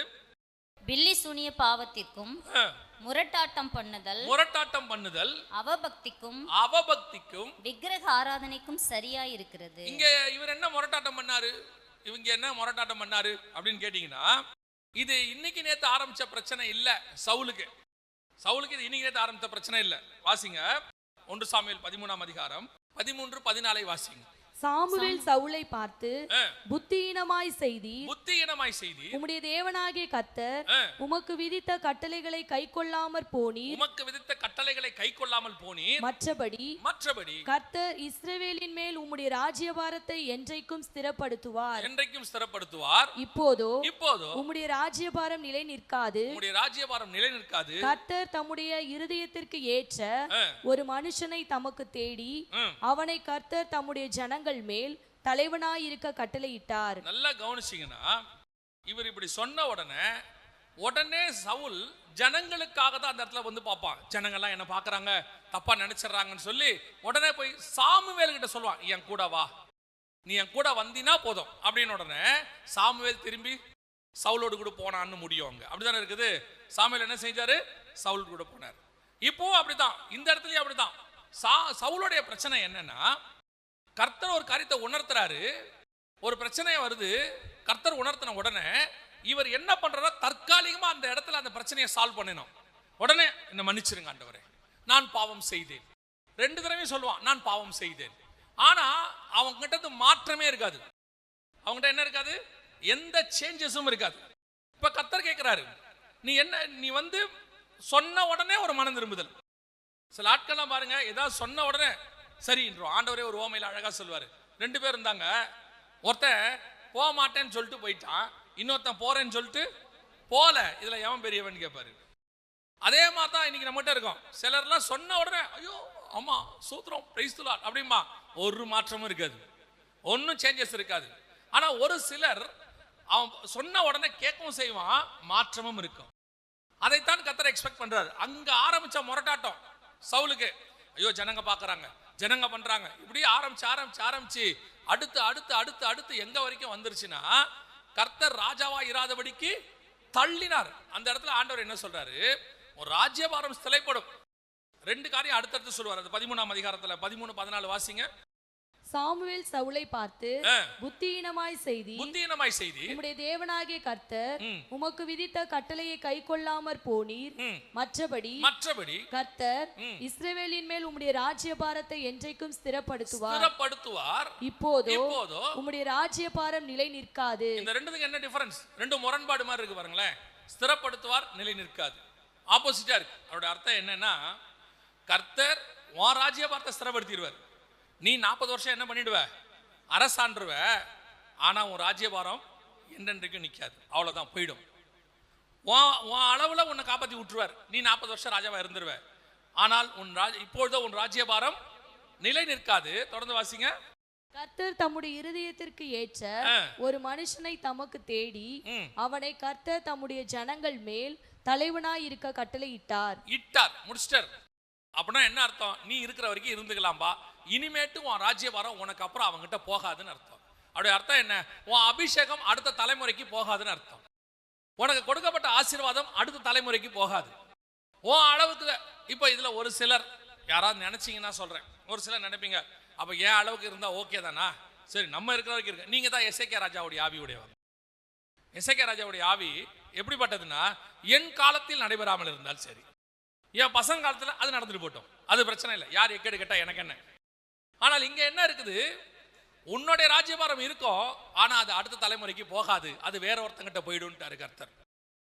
இப்போ எகு கிட்ட சொல்லுவாரு, ராஜ்யபாரம் நீ நல்லாதான் பண்ண, ஆனா உன் ராஜ்யபாரம் ஒரு 3 தலைமுறைக்கு இருக்கும், அதுக்கு மேல என்ன செய்யாது, 4 தலைமுறைக்கு 3-4 தலைமுறைக்கு மேல இருக்காது. அதை பத்தி எகு கவலைப்பட்டானா? எகு கவலைப்படவே இல்லை. சரி, ஏதோ ஒரு 3-4 தலைமுறைக்கு இருக்குது, சோத்திரம் இல்ல. எப்படி இருக்கணும் தெரியுமா? என் மேல் உண்ட அபிஷேகம் கர்த்தர் வருமளவும் என் மேல் இருக்கணும். முடிவு பறிந்து இந்த அபிஷேகம் நிக்கணும். நான் இருந்தாலும் எனக்கு இருக்கணும். எனக்கு பின்னாடி வருகிற ஒரு சந்ததிகள், அது ஆவிக்குரிய சந்ததியோ உலக பிரகாரமான சந்ததியோ, கர்த்தர் கொடுத்த இந்த அபிஷேகம் அவர்கள் மேலும் கர்த்தர் வருமளவும் நடக்கணும். விசுவாசத்தை துவக்கினவர் முடிக்கவும் வல்லமை உள்ளவராய் இருக்கிறார். பாதியில போயிடக்கூடாது. இங்க சவுலுக்கு அது ஒரு பிரச்சனையே இல்லை. சவுல் அதை பத்தி கவலையே படல. எகு கவலைப்படவே இல்லை. எசேக்கியா ராஜா கவலைப்படவே இல்லை. உனக்கு அப்புறம் இல்ல, அதை பத்தி அவங்களுக்கு கவலையே இல்லை. ஏதோ நமக்கு மட்டும் இருக்குது. சோத்திரம், பிரைஸ் தி லார்ட். கர்த்தர் உங்களை அழைத்தது உங்களை மட்டும் பரலோகத்துக்கு கூட்டு போவதற்கு அல்ல, உங்கள் மூலமாக ஒரு சந்ததியை கூட்டு போவதற்கு கர்த்தர் அழைச்சிருக்கிறார். எதுக்கு? அப்புறம் உங்களை ரட்சித்து உங்க மூலமா பரலோகத்துக்கு நீங்க மட்டும்தான் வரணும்னா, ரட்சிக்கப்பட்ட உடனே உங்களை கூட்டிட்டு போயிடலாம் ஆண்டவர். அப்போ உங்க மேல இருக்கிற அபிஷேகம் விசேஷித்தது, விசேஷமானது. ஆண்டவர் சொல்றாரு, இந்த அபிஷேகத்தை நான் கொடுத்திருக்கிறேன், அதை பத்திரமா வச்சுக்கோ. இந்த அபிஷேகம் எதுக்காக கொடுத்தேன்? என் கட்டளைகளின்படி கை கொள்ளுவதற்கு. என் கட்டளைகள் நீ கை கொள்வதுதான் கொடுத்தேன். ஆனா இப்பொழுதோ அதை மீறினது மட்டுமல்ல, ரெண்டகம் பண்ணுதல். ஆனால் உங்களுக்குள்ள இருக்கிற அபிஷேகம்னு ஒண்ணு இருக்கு, அது உங்களை உருவாக்கிக்கிட்டே இருக்கும். அந்த அபிஷேகம் வளர பண்ணிக்கிட்டே இருக்கும். எப்படி வளர பண்ணும் தெரியுமா? கிறிஸ்துவின் சாயலுக்கு ஒப்பாய் மாறுற வரைக்கும் அந்த அபிஷேகம் வளர பண்ணிக்கிட்டே இருக்கும். அது வளரணும். ஆண்டவர் கொடுத்த எல்லாமே வளரும். ஆண்டவர் கொடுத்த எல்லாமே என்ன செய்யும்? வளரும். எப்போ வரைக்கும் வளரும்? அவர் வர்ற வரைக்கும் வளரும். ஆனா இன்னைக்கு நாம என்ன செஞ்சுட்டு இருக்கிறோம்? மற்றவங்களுக்கு நடுவுல தூஷணம், ரெண்டகம் பண்ணுதல், சபைக்குள்ள உட்காந்துக்கிட்டு அவங்கள பத்தி இவங்ககிட்ட பேசுறது, இவங்கள பத்தி அவங்ககிட்ட பேசுறது, இல்ல சபையை பத்தி போய் வெளியே பேசுறது, அல்லது கணவனை பத்தி வெளியே போய் பேசுறது, மனைவியை பத்தி போய் வெளியே பேசுறது, அல்லது பாஸ்டர் குடும்பத்தை பத்தி வெளியே பேசுறது. இப்பவும் சொல்றேன், தூஷித்தல் என்பது பிசாசினுடைய சுபாவம். அந்த சுபாவத்தை உடைய ஒருத்தர் கூட உருப்பட மாட்டாங்க லைஃப்ல. யாரும் உருப்பட மாட்டான். ஒருத்தனை பத்தி குறை பேசி தூஷணம் பண்ணி ஒருத்தன் உயர்ந்துட்டானா அப்புறம் வசனம் பொய்யா போயிடும். எப்பேற்பட்ட பிசாசைய பத்தி ஆண்டவர் சொல்றாரு, இரவும் பகலும் சகோதரரை குற்றப்படுத்துகிறவன் தாழ தள்ளப்பட்டு போனான். அதான் அவன் முடிவு. நம்முடைய வேலை ரெண்டகம் பண்ணுதல் இல்ல, நம்முடைய வேலை சமாதானம் பண்ணுதல். நம்முடைய வேலை என்னது? சமாதானம் பண்ணுதல். சிலர்லாம் சொல்லுவாங்க, அவரு அவ்வளவு பெரிய பாவி, அவரை எப்படி சர்ச்சில் கம்யூனியன் கொடுக்க விடுறீங்க? சரி, நீங்க ஒரு நல்ல பரிசுத்தவனை காட்டுங்க பார்ப்போம். ஒரு பூரண பரிசுத்தவனை காட்டிருங்க, நம்ம அவரை வச்சு கம்யூனியன் கொடுத்துடலாம். இங்க எவனும் பூரண பரிசுத்தவானம் இல்லை, எவனும் பூரண பாவியும் இல்லை. இங்க வந்திருக்கிறவன் எல்லாம் பரிசுத்தவனாக வந்திருக்கிறோம். ஒருவர்கிட்ட ஒரு சில குறைகள் இருக்கும். அந்தந்த ஏஜுக்குரிய குறை இருக்கும். ஒரு குழந்தைய நீங்க கூட்டு வந்தீங்கன்னா அதுக்கு ஒரு குறை இருக்கும். அது இருக்கிற மைக்கெல்லாம் பிடிச்சி இழுத்துக்கிட்டு கிடக்கும், செய்தி கேட்க கூடாது. அது அதுகிட்ட இருக்கிற குறை. ஒரு 15-20 வயசு பையன்கிட்ட போனீங்கன்னா அவனுக்கு அதுக்குரிய குறை ஒன்று இருக்கும், வாலிபத்துக்குரிய பலகீனம் இருக்கும். ஒரு 30-40 வயசுக்குரிய ஆளுகிட்ட போனீங்கன்னா அவருக்கு அதுக்குரிய ஒரு குறை இருக்கும், குடும்பத்தில் பிரச்சனை இருக்கும். மனைவியை கூப்பிட்டு கேட்டீங்கன்னா எல்லாரும் சர்ச்சில் சொல்லிடுவாங்க, அந்த பிரதர் மாதிரி நீங்க ஒருத்தரை பார்க்கவே முடியாது தெரியுமான்னு. அந்த அம்மாவை கூப்பிட்டு கேளுங்க. அவ்வளவுதான். இங்க எல்லாருக்கிட்டையும் குறை இருக்கு. குறை இல்லாதவன் எவன் இருக்கான்னு சொல்லுங்க. உடனே அப்படி குறை உள்ளவங்களை எல்லாம் சபைக்குள்ள அப்படி பண்றாங்க. அப்படி பார்த்தா இந்த உலகத்துல ஒருத்தரை கூட நாம் பரலோகத்துக்கு விட்டு போக முடியாது. இங்க நிறைவாக்கும்படி கர்த்தர் கொண்டாந்து இருக்கிறார். சபைக்குள்ள உட்காந்து ரெண்டகம் பண்ணுதல், குடும்பத்துக்குள்ள சில ஆட்கள்லாம் வீட்டுக்குள்ள விட்டோம்னா கணவன் மனைவி பிரிச்சிருது, மாமியார் மருமகளை பிரிச்சிருது. யாரையும் போய் ஒரு வீட்டுக்குள்ள விட்டா உங்கள் மூலமாக ஏதாவது சமாதானம் வரணும் இல்லையா? அதான் வரணும், ரெண்டகம் பண்ணுதல். அதே மாதிரி வீட்டுக்குள்ள உட்காந்துட்டு முரட்டாட்டம், சபைக்குள்ள சிலர்லாம் முரட்டாட்டம், நான் பண்ண மாட்டோம், அது முடியாது இது முடியாது. நல்லா கவனிச்சுக்கொள்ளுங்க, உங்கள் மேல் இருக்கிற அபிஷேகத்தை நீங்கள் இழந்து கொண்டிருக்கிறீர்கள் என்ற அர்த்தம். இயேசு கிறிஸ்துவே அவ்வளோ 12 பேர் இருக்கிறதுலயே ஒஸ்ட் டிக்கெட். இயேசு சொல்றாரு, நான் மனுஷகுமாரன் ஒப்பு கொடுக்கப்படுவார், அவர் புறஜாதியர் கையில் ஒப்பு கொடுக்கப்படுவார், அவரை சிலுவையில் அறைவாருங்கன்ட்டு பக்கத்து ரூமுக்கு போனா இந்த ரூம்ல அடிச்சுக்கிறான். அப்ப நெக்ஸ்ட் யாரு? இந்த போராராமா அவரு. அவர் சாக போறனா நமக்கு எப்படி இருக்கணும் இல்லையா? சாக போனா என்ன செய்யணும், எப்படி இருக்கணும்? போன உடனே இவன் சொல்றான், அப்ப அடுத்தது யாரு? அவர் போறேன் டாப்ல நான் தான் அடுத்து. அவன் இல்ல நான் தான் அடுத்து. எப்படிப்பட்டவங்களை வச்சிருந்திருக்கிறார் பாருங்க. அப்படிப்பட்டவங்கிட்ட இருக்கும் போதே கர்த்தர் அவ்வளவு அமைதியா இருந்திருக்கிறார். இருந்தாரா இல்லையா? ஏன் உங்களால முடியல? சிலருக்குலாம் முரட்டாட்டம், முடியாது, ஆவாது, நடக்காது. உங்களை கர்த்தர் கூப்பிட்டது முரட்டாட்டம் பண்றதுக்குள்ள சாந்த குணம் உள்ளவனாய் மாற்றுவதற்கு. அல்லேலூயா. எவ்வளவுக்கு எவ்வளவு நீங்கள் சாந்த குணம் உள்ளவர்களாய் மாறுகிறீர்களோ, எவ்வளவுக்கு எவ்வளவு நீங்கள் சமாதானம் பண்ணுகிறவர்களாய் மாறுகிறீர்களோ, அவ்வளவுக்கு அவ்வளவு உங்கள் அபிஷேகத்தை கர்த்தர் உயர்த்தி கொண்டே போவார். ஏன்னா அது கர்த்தரின் அபிஷேகம். பிசாசுடைய அபிஷேகம் தான் முரட்டாட்டம் பண்ணுதல், ரெண்டகம் பண்ணுதல் எல்லாம் பிசாசுடைய அபிஷேகம். அதான் தூஷிக்கிறது, எதிர்க்கிறது, அவன் எதிர்த்து நிற்கிறவனாயும் சண்டை போடுறது. இருக்கட்டும், நமக்கு எதிராக அவன் கிரியை செய்யட்டும், ஏதாவது பண்ணட்டும், பேசட்டும். உன் முரட்டாட்டம் உன் அபிஷேகத்தை கொன்று போடும். ரெண்டகம் பண்ணுதல் உன் அபிஷேகத்தை கொன்று போடும். நீ தேவனுக்கு முன்பாக அபிஷேகத்தை பெற்றவன், விசேஷித்த அழைப்பை பெற்றவன். கர்த்தர் உன்னை ராஜாவாக அபிஷேகம் பண்ணி இருக்கிறார். கடைசியில் என்ன ஆகி போச்சு? அவனுடைய அபிஷேகம் என்னவாயிருச்சு? போயிருச்சு. இப்போ ஆண்டவர் சொல்றாரு, உனக்கு பதிலாக வேறொரு ராஜாவை கொண்டு வருகிறேன். வாசிங்க 2 சாமுவேல் புஸ்தகம் 7ஆம் அதிகாரம் 8ஆம் வசனம் வாசிங்க. இப்போதும் நீ என் தாசனாகிய தாவீதை நோக்கி, சேனைகளின் கர்த்தர் சொல்லுகிறது என்னவென்றால், சேனைகளின் கர்த்தர் சொல்லுகிறது என்னவென்றால், நீ இஸ்ரவேல் என்கிற என் ஜனங்களுக்கு அதிபதியாய் இருக்கும்படி ஆடுகளின் பின்னே நடந்த உன்னை நான் ஆட்டு மந்தையை விட்டு எடுத்து நீ போன எவ்விடத்திலும் உன்னோட இருந்து உன் சத்துருக்களை எல்லாம் உனக்கு முன்பாக நிர்மூலமாக்கி. அப்ப ஆண்டவர் ஒரு அபிஷேகத்துக்கு அதிபதியாக என்ன பண்ணி இருக்கிறாரு? அபிஷேகம் பண்ணி. அப்படிதானே இருக்குது. இப்ப ஆடுகளுக்கு பின்னாடி இருக்கிறவனை இப்ப செலக்ட் பண்றாரு. செலக்ட் பண்ணி என்னவா மாத்துறாரு? அதிபதி, ராஜாவாக மாத்துறாரு. ஆனா இப்பவும் ஆண்டவர் ஒரு வார்த்தை சொல்றாரு பாருங்க. வாசிங்க 14வது வசனம் வாசி. 2 சாமுவேல் 12:14 வாசிங்க.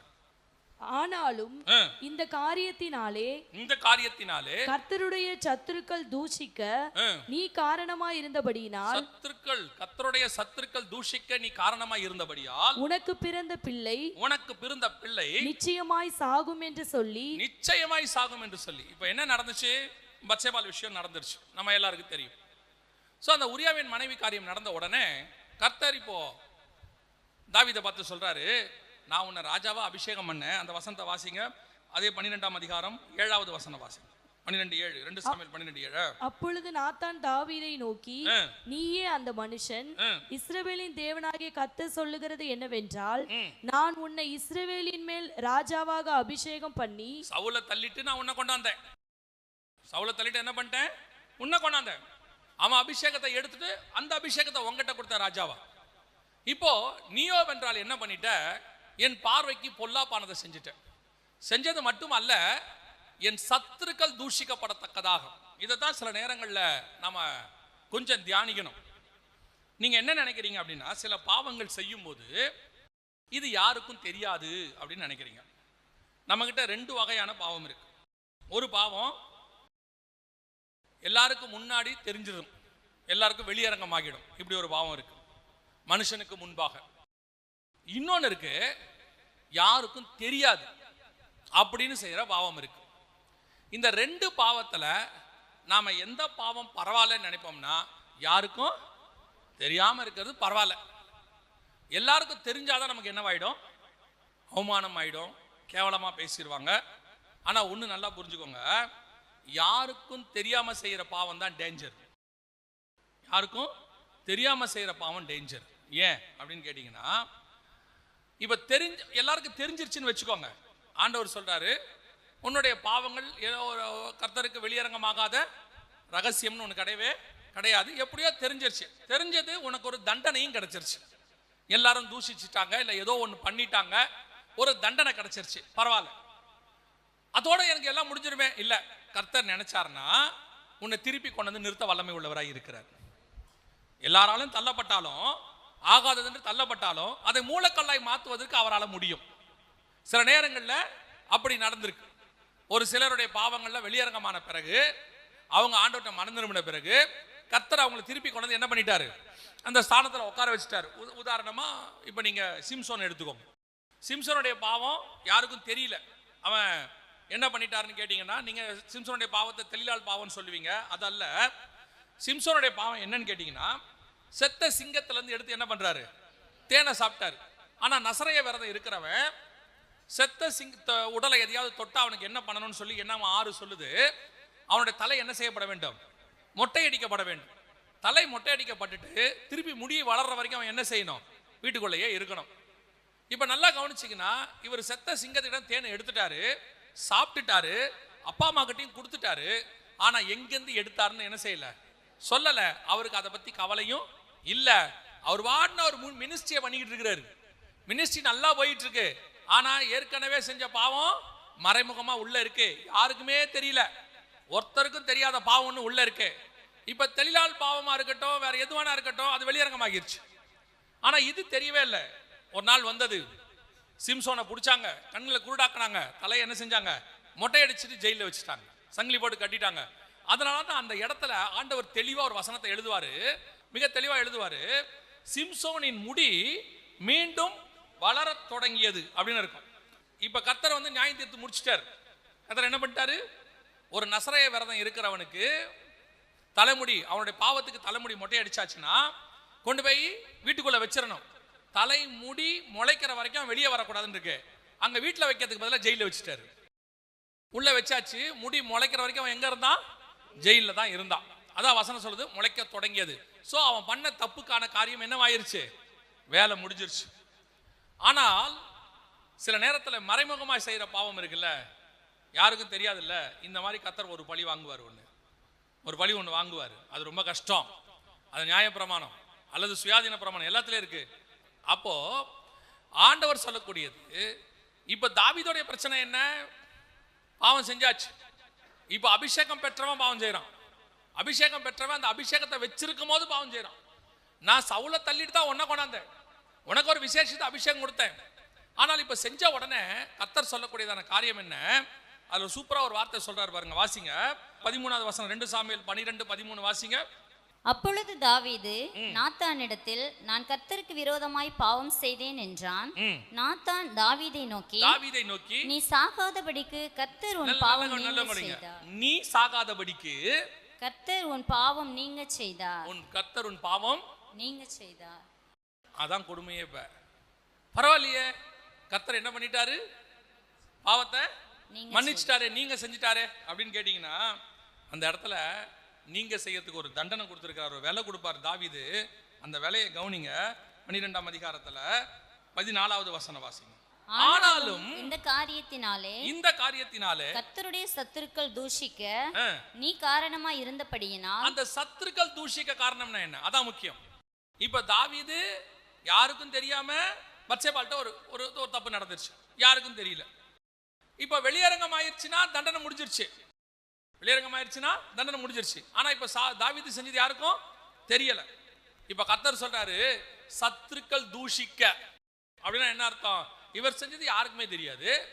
நாத்தான் தீர்க்கதரிசிக்கே கர்த்தர் தான் சொன்னாரு. அப்படி இருக்கும்போது சத்துருக்கள் தூஷிக்கனா என்ன அர்த்தம்னா, கர்த்தருக்கு சத்ரு ஒரே ஒரு ஆள் தான் இருக்கான். யாரு கர்த்தருக்கு சத்ரு? பிசாசு. அவன் என்ன பண்ணுவான் தெரியுமா? சகோதரர்களை இரவும் பகலும் குற்றப்படுத்துகிறவன், அவன் தூஷிக்கிறவன். அவன் நேரா போவான் ஆண்டவர்கிட்ட, ஆண்டவரே நீங்க அபிஷேகம் பண்ணி ஒருத்தனை வச்சிருக்கீங்கல்ல, இந்த அவனை பாருங்க, அவன் என்ன வேலை பண்ணியிருக்கான் பாருங்க. இந்த கேள்விக்கு கர்த்தர் என்ன பதில் சொல்லுவாரு? நான் கேட்கறது உங்களுக்கு புரியுதா? சில நேரங்களில் பிள்ளைகள் தப்பு பண்ண உடனே பெற்றோர் சர்ச்சுக்கு வர மாட்டாங்க, பார்த்துருக்கீங்களா? பெற்றோர் என்ன பண்ண மாட்டாங்க? தப்பு பண்ணது பிள்ளைகள் தானே, ஏன் பெற்றோர் சர்ச்சுக்கு வர மாட்டேங்கிறாங்க? போனால் என்ன பண்ணுவாங்க? எல்லாரும் என்னை பார்த்து கேட்பாங்க, என்ன உன் பையன் இப்படி பண்ணிட்டானாமே, என்ன உன் பொண்ணு இப்படி பண்ணிருச்சாமே அப்படின்னு கேட்குற அந்த கேள்விக்கு பதில் சொல்ல முடியாம வெக்கப்பட்டுக்கிட்டு கூனி குறுகி அவங்க எங்க வர மாட்டாங்க? சர்ச்சுக்கே வர மாட்டாங்க. எப்படி ஃபேஸ் பண்றது இந்த ஜனங்களை? நமக்கு ஒரு சபைக்குள்ள இருக்கிற ஒரு 50 பேருக்கு ஒரு உண்மை தெரிந்தால் ஃபேஸ் பண்ண முடியலையே, பிசாசு வந்து கேட்கிறான் ஆண்டவரை பார்த்து. என்ன பண்ணுவான்? என்ன உங்க ஆளு, நீங்க அபிஷேகம் பண்ணாலு என் ஜனத்தின் மேல் ராஜாவா இருக்குன்னு சொல்லி நீங்க சொன்னீங்க, சவுலை தள்ளிட்டு கொண்டாந்தீங்க, என் இருதயத்துக்கு ஏற்றவனாய் கண்டேன்னு சொன்னீங்க, என் மன விருப்பத்தின்படி எல்லாம் செய்வான்னு சொன்னீங்க, என்ன இப்படி ஆகி போச்சு, என்ன பண்ணலாம் இவனை அப்படின்னு. பல நேரங்களில் நாம எப்படி கூனி குறுகிறோமோ அதை விட துக்கம் ஆண்டவருக்கு வரும். பிசாசு தூஷிக்கிறவன், இரவும் பகலும் சகோதரை குற்றப்படுத்துகிறவன். நாம் பாவம் செய்யும் போது அவங்க பார்க்கிறாங்களா பார்க்கலையாங்கிறத விட என் கூட நின்று ஒருத்தன் பார்த்துக்கிட்டு இருக்கான். அது தனி அறைக்குள்ள செய்யறியா இல்ல உன் சிந்தனைக்குள்ள உட்கார்ந்துக்கிட்டு உன் போன்ல செய்யறியா, அது ஆண்டவருக்கு தெரியும். சில நேரங்களில் நமக்கு ஏன் அந்த பயம் வருது தெரியுமா? ஏன் அந்த பயம் வருது? யாருக்கும் தெரியாம தானே பாவம் செய்யறோம், செஞ்சுட்டு போயிட்டோம். ஏன் அப்புறம் உனக்குள்ள ஒரு உணர்வு வருது? ஆவியானவர் உன்னை உணர்த்துகிறார். பாவத்தை குறித்தும் நீதியை குறித்தும் நியாய தீர்ப்பை குறித்தும் கண்டித்து உணர்த்துகிறார். என்ன உணர்த்துறாரு? நீ எக்கேடு கட்டாலும் போன உடவு என்னால முடியாது, நீ பரலோகத்துக்கு வரணும், ஆனா நீ பரலோகத்துக்கு வர முடியாத நிலைமைக்கு போயிட்ட. தபார ஒருத்தன் குற்றப்படுத்தி நிக்கிறான். யோசுவா என்கிற பிரதான ஆசாரியனை குறித்து சகரியாவின் புஸ்தகம் சொல்லுது. சகரியாவின் புஸ்தகத்துல யோசுவாவை குறித்து வாசிக்கிறோம். வாசிக்கும் பொழுது அந்த ஆசாரியனை கொண்டு நிறுத்துறாங்க. நிறுத்தும் போது இன்னொரு பக்கத்துல நின்று பிசாசு என்ன பண்ணானா? குற்றம் சாட்டினான்னு இருக்கு. நல்லா கவனிச்சுக்கொள்ளுங்க. இவன் பிரதான ஆசாரியன். யார் தெரியுமா? அந்த யோசுவா. இவன் தான் அந்த தேவாலயத்தை, ஆகாய் புஸ்தகத்துல தேவாலயம் கட்டினாங்கல்ல, செருபாபேல், 2வது தேவாலயம். கர்த்தர் விசேஷமா அபிஷேகம் பண்ண 3 பேர். ஒன்னு யூதாவின் மனுஷனாகிய செருபாபேல், இன்னொன்னு யோசுவா ஆசாரியன், பிரதான ஆசாரியன், இன்னொன்னு ஞான இருதயம் உள்ள ஸ்திரீகள். 3 பேர் ஆண்டவர் அபிஷேகம் பண்ணுவார். அதுல மிக முக்கியமான அபிஷேகம் பெற்றவன் தான் இவன். இவன் வந்து நிக்கிறான். நிக்கும் போது அவனுக்கு பக்கத்துல வந்து யார் நிக்கிறா? சாத்தான் விரோதம் செய்ய, குற்றப்படுத்துறதுக்கு. ஆனா இதுவே இப்படி யோசிச்சு பாருங்க. யோபுவை பத்தி பேச ஆரம்பிக்கும் போது எவ்வளவு தைரியமா பேசுறாரு ஆண்டவர். உத்தமனும் சன்மார்க்கனும் நீதிமானும், எவ்வளவு சந்தோஷம் இருக்கும் அவருக்கு. இப்ப இவனை பத்தி பேசும்போது எப்படி இருக்கும்? நீ அவனை பத்தி பேசாத, அவன் ஆசாரியன் தான், அவன் கர்த்தரால் அபிஷேகம் பண்ணப்பட்டவன், அவனுக்கு புது ட்ரெஸ்ஸை நான் போட்டுக்கிறேன். இந்த கான்வர்சேஷனுக்கு டிஃபரன்ஸ் இருக்குல்ல, அதைத்தான் சொல்ல வரேன். நாம ஒரு பாவம் செய்யும் போது என்ன தோணணும்னா, யாரும் பார்க்கலன்னு தோணக்கூடாது, என் பக்கத்துல நின்று ஒருத்தன் பார்த்துக்கிட்டு இருக்கான்னு தோணணும். வரும் பலகீனம் வரும். நான் எப்பவுமே சொல்வேன், என்ன வச்சுதான் சொல்வேன். ஆண்டவர் பல நேரங்களில் எனக்கு உணர்த்துறத சொல்வேன். ஒரு மாம்சத்தில் இருக்கிற வரைக்கும் பவுல் சொல்றாரு, ரோமர் 7லையும் 8லையும் 7ஆம் அதிகாரம் 8ஆம் அதிகாரத்தில் பவுல் சொல்றாரு, இந்த மாம்சத்துக்குள்ள இந்த ஆத்மாவானது, சிருஷ்டியானது ஏகமாய் தவிக்கிறது. ஏன்னா இது பலகீனம். உள்ள இருக்கிறது ஆத்மா நித்தியம், ரெண்டும் சேர்ந்து போராடுது ஆப்போசிட்டா. அப்போ அந்த மாதிரி தான் நிறைய பேருடைய லைஃப்ல இருக்கு. மாம்சம் என்ன செய்யுது? போராடுது. அப்பெல்லாம் ஆண்டவர் சொல்வாரு, நீ எதனால பாவம் செய்யற தெரியுமா? யாரும் பார்க்கலங்கிறதுனால பாவம் செய்யற. இப்படி யோசி. எப்பவும் உன்னை ஒருத்தன் பார்த்துக்கிட்டே நிற்கிறான். இன்னொன்று, உன் தூதன், உன்னை காப்பாத்துக்கிற தூதன் என்ன பண்ணுவான்? உன் பக்கத்திலே நிற்பான். இவ்வளோ பேர் உன்னை பக்கத்தில் நிற்கிறாங்கன்னு நினைச்சா உனக்கு என்ன வராது? நீங்கள் சர்ச்சில் ஒரு 10 பேர் இருந்தால் கண்டிப்பாக கோபமாக பேச மாட்டீங்க, அப்படி தானே? யாராவது சர்ச்சில் காலை மிதிச்சிட்டா நீங்கள் என்ன பண்ணுவீங்க? யாரோ ஒருத்தர் சிஸ்டரோ பிரதரோ காலை மிதிச்சிட்டாரு, என்ன பண்ணுவீங்க? இருக்கட்டும், பிரைஸ் லார்ட், ஹல்லேலூயா, பரவாயில்ல, பார்த்துப்போங்க சிஸ்டர், சோத்திரம். ஓகே, பஸ்ஸில் காலை மிதிச்சிட்டா என்ன பண்ணுவீங்க? என்ன பண்ணுவீங்க? இங்கே விட்டுட்டோம்ல, சர்ச்சில் ஒருத்தரை மன்னிச்சு இதை சேர்த்து அவனை திட்டிடுவோம், மொத்தமாக தீந்தான் அவன் அதோட. இப்போ நமக்கு என்னன்னா, இது சர்ச்சு, எல்லாரும் பார்க்குறாங்க, அங்கே யாரும் இல்லை, போட்டு தள்ளிடுவோம் அப்படின்னு. இப்போ யோசிச்சு பாருங்க, அங்கேயே 4 பாஸ்டர் நிற்கிறாருன்னு வச்சுக்கோங்க, நீங்க போகும்போதே உங்க பாஸ்டர் நிக்கிறாரு, இன்னும் 2 பாஸ்டர் நிக்கிறாங்க, வாங்க பிரதர் பிரைஸ் தி லார்ட். அப்போ ஒருத்தன் மிதிக்கிறான், என்ன பண்ணுவீங்க? ஆட்டோமேட்டிக்கா இருக்கட்டும் பிரதர் பிரைஸ் தி லார்ட். ஏன்? எங்க பாஸ்டர் இருக்கிறாரு, இல்லைன்னா நான் வேற மாதிரி இருப்பேன். அப்போ நம்மை அறியாமலேயே நமக்கு வேண்டப்பட்டவர்கள் முக்கியமானவர்கள் இருந்தால் நம்முடைய ஆவிக்குரிய குணம் என்ன ஆகுது? தானா வெளிப்படுது. எப்போ பாவம் வெளிப்படுது? என்னை சுத்தி பார்க்க யாரும் இல்லைங்கிறது ஒரு பிளஸ் பாயிண்டாக பார்க்கப்படுகிறது. ஆனா உன் பக்கத்துல நின்று உன்னை குற்றப்படுத்துறதுக்கு ஒருத்தன் பார்த்துக்கிட்டே இருக்கான். அவன் பாவம் செய்யவும் தூண்டுவான். அந்த பாவத்தை நீ செஞ்ச பிறகு உன்னை பத்தி போட்டும் கொடுப்பான். ஏன்னா ரெண்டகம் பண்ணுதல் பிசாசுடைய வேலை. உன்னை பாவம் செய்யறது தூண்டுறதும் அவன் தான், அதை செஞ்சுட்டினா உன்னை போய் போட்டு கொடுக்கறதும் அவன் தான். இப்போ பார்த்தா தாவீதோடைய காரியங்கள் நடக்குது. சத்துருக்கள் தூஷிக்கத்தக்கதாக எல்லாரும் எதிரிலும் இப்படி பண்ணிட்டே யாரும் பார்க்கலையே. தாவீது உடனே யார் பார்த்தா? யாருக்கு தெரியும்? யாருக்கும் தெரியாது. உங்களுக்கு தான் தெரியும். மிஞ்சி போச்சுன்னா யோவாபுக்கு தெரியும், வேற யாருக்கும் தெரியாது. நீங்க பூடி அப்படியே நாத்தான் தீர்க்கதரிசி யார்ட்டையும் சொல்லிடாதீங்க ப்ளீஸ் அப்படின்னு கேட்கல. விழுந்தான் காலில், நானே அந்த மனுஷன், நானே அந்த மனுஷன், ஆமா நான் தான் பாவம் செய்தேன். இப்போ சொல்லிட்டு அவர் சொல்லுவாரு, நீ என் சத்துருக்களுக்கு தூஷிக்க முடியாது. அந்த வசனத்தை திருப்பி வாசிங்க பாப்போம். கர்த்தருடைய சத்துருக்கள் தூஷிக்க நீ காரணமா இருந்தபடியினால் உனக்கு பிறந்த பிள்ளை நிச்சயமாய் சாகும் என்று சொல்லி, உனக்கு பிறந்த பிள்ளை நிச்சயமாய் சாகும் என்று சொல்லி நாத்தான் தன் வீட்டுக்கு போய்விட்டான். வேற வழியே இல்லை. அதுக்கு ஒரு பெயின் இருக்கு, அதுக்கு ஒரு விலை இருக்கு. அந்த விலை கொடுக்கப்பட்டிருக்கிறது. அந்த விலை என்ன பண்ணப்பட்டிருக்கு? கொடுக்கப்பட்டிருக்கு. ஆண்டவர் சொல்வாரு, நீ சாகாதபடி. அப்படிதானே இருக்கு. அதுக்கு முந்தின வசனம் என்ன இருக்கு? நீ சாகாதபடி. ஆனா உனக்கு பதிலா வேற யாரோ செத்து இருக்காங்கன்னு அர்த்தம். உன்னை நீ அபிஷேகம் பெற்றவன், சரி உன்னை விட்டுட்டேன், ஆனா நிச்சயமா உன் பிள்ளை சாகும். வேற வழியே இல்லை. ஏன்னா சத்துருக்கள் என்ன பண்ணிட்டு இருக்காங்க உட்காந்து. இப்ப தாவீதுக்கு என்னங்க தண்டனை அப்படின்னு கேட்டா என்ன தண்டனை சொல்றது? தாவீது நியாயப்பிரமாணத்தின்படி வாழ்றவன், என் கற்பனைகளையும் என் கட்டளைகளையும் அவன் கை கொள்ளுகிறான்னு பைபிள் சொல்லுது. தாவீதுக்கு என்ன பேர் இருக்கு? என் கட்டளைகளையும் கற்பனைகளையும். இதெல்லாம் தாவீதுக்கு பிறகு நடக்கிற சம்பவம், சாலமோன் காலத்துக்கு பிறகு நடக்கிற சம்பவம். கர்த்தர் சொல்றாரு, தாவீது எப்படிப்பட்டவன்? என் கட்டளைகளையும் என் கற்பனைகளையும் கை கொள்ளுகிறவன். அப்ப தாவீதை பத்தி திருப்பி சொல்லும் போதெல்லாம் ஒரு வார்த்தை சொல்லிக்கிட்டே இருக்கிறார். என்ன வார்த்தை? என் கட்டளைகளையும். அந்த தாவீது தான் இப்ப தப்பு பண்ணியிருக்கிறார். அந்த தாவீது தான் என்ன பண்ணியிருக்கிறாரு? நியாயப்பிரமாணத்தின்படி பெரிய தப்பு. நியாயப்பிரமாணத்தின்படி இப்போ ஆண்டவர் சொல்றாரு, தாவீது உன்னை பத்தி எனக்கு பெரிய எதிர்பார்ப்பு இருக்கு. உன்னை பத்தி எனக்கு என்ன இருக்கு? பெரிய எதிர்பார்ப்பு. ஏன்னா நீ விசேஷித்த அபிஷேகம் பெற்றவன். உன்னை ஆடுகளுக்கு பின்ன அலைஞ்சிருந்த உன்னை தான் கொண்டாந்து என்னவா மாத்தி இருக்கிறேன்? அந்த அபிஷேகத்துக்குரிய ராஜாவா மாத்தி இருக்கிறேன். அந்த அபிஷேகத்துல இருக்கிற நீ இப்படிப்பட்ட காரியத்தை என்ன பண்ணிருக்க கூடாது? யாருக்கும் தெரியாம செஞ்சிடலான்னு சொல்லி செஞ்சிருக்க கூடாது. யாருக்கும் தெரியாதுன்னு நினைச்சிருக்க கூடாது. நீ அப்பேற்பட்டவன் அல்ல. இப்ப வேற வழி இல்லை. அதுக்குரிய தண்டனை என்ன செய்யும்? கண்டிப்பாய் உண்டு. அதுக்குரிய தண்டனை கண்டிப்பாய் உண்டு. இப்போ புதிய ஏற்பாட்டு காலம். இப்போ ஒரு வார்த்தை சொல்லுவாங்க எல்லாரும், புதிய ஏற்பாட்டு காலம், இப்ப நியாயப்பிரமாணம் கிடையாதுங்க, அதெல்லாம் பழைய நியாயப்பிரமாணம், கர்த்தர் தண்டிப்பாரு. அப்போ இப்ப நம்ம பாவம் செஞ்சுட்டா கர்த்தர் என்ன பண்ணிடுவாரு? இப்ப நம்ம பாவம் செஞ்சா கர்த்தர் என்ன பண்ணிடுவாரு? எபிரேயர் 10:26-27 சத்தியத்தை அறியும் அறிவை அடைந்த பின்பு நாம் மனப்பூர்வமாய் பாவம் செய்கிறவர்களாய் இருந்தால், அதாவது எல்லாம் தெரிஞ்சு ரட்சிக்கப்பட்ட பிறகு நாம் மனப்பூர்வமாய் பாவம் செய்கிறவர்களாய் இருந்தால், பாவங்களின் நிமித்தம் செலுத்தத்தக்க வேறொரு பலி இனி இராமல் நியாய தீர்ப்பு வரும் என்று பயத்தோட எதிர்பார்க்குதலும். அப்ப என்ன பயம் இருக்கு? இப்ப நியாய தீர்ப்பு. இப்ப செஞ்ச தப்புக்கு என்ன உண்டு? நியாய தீர்ப்பு உண்டு. நீதிமானுக்கு சரி கட்டப்படும்.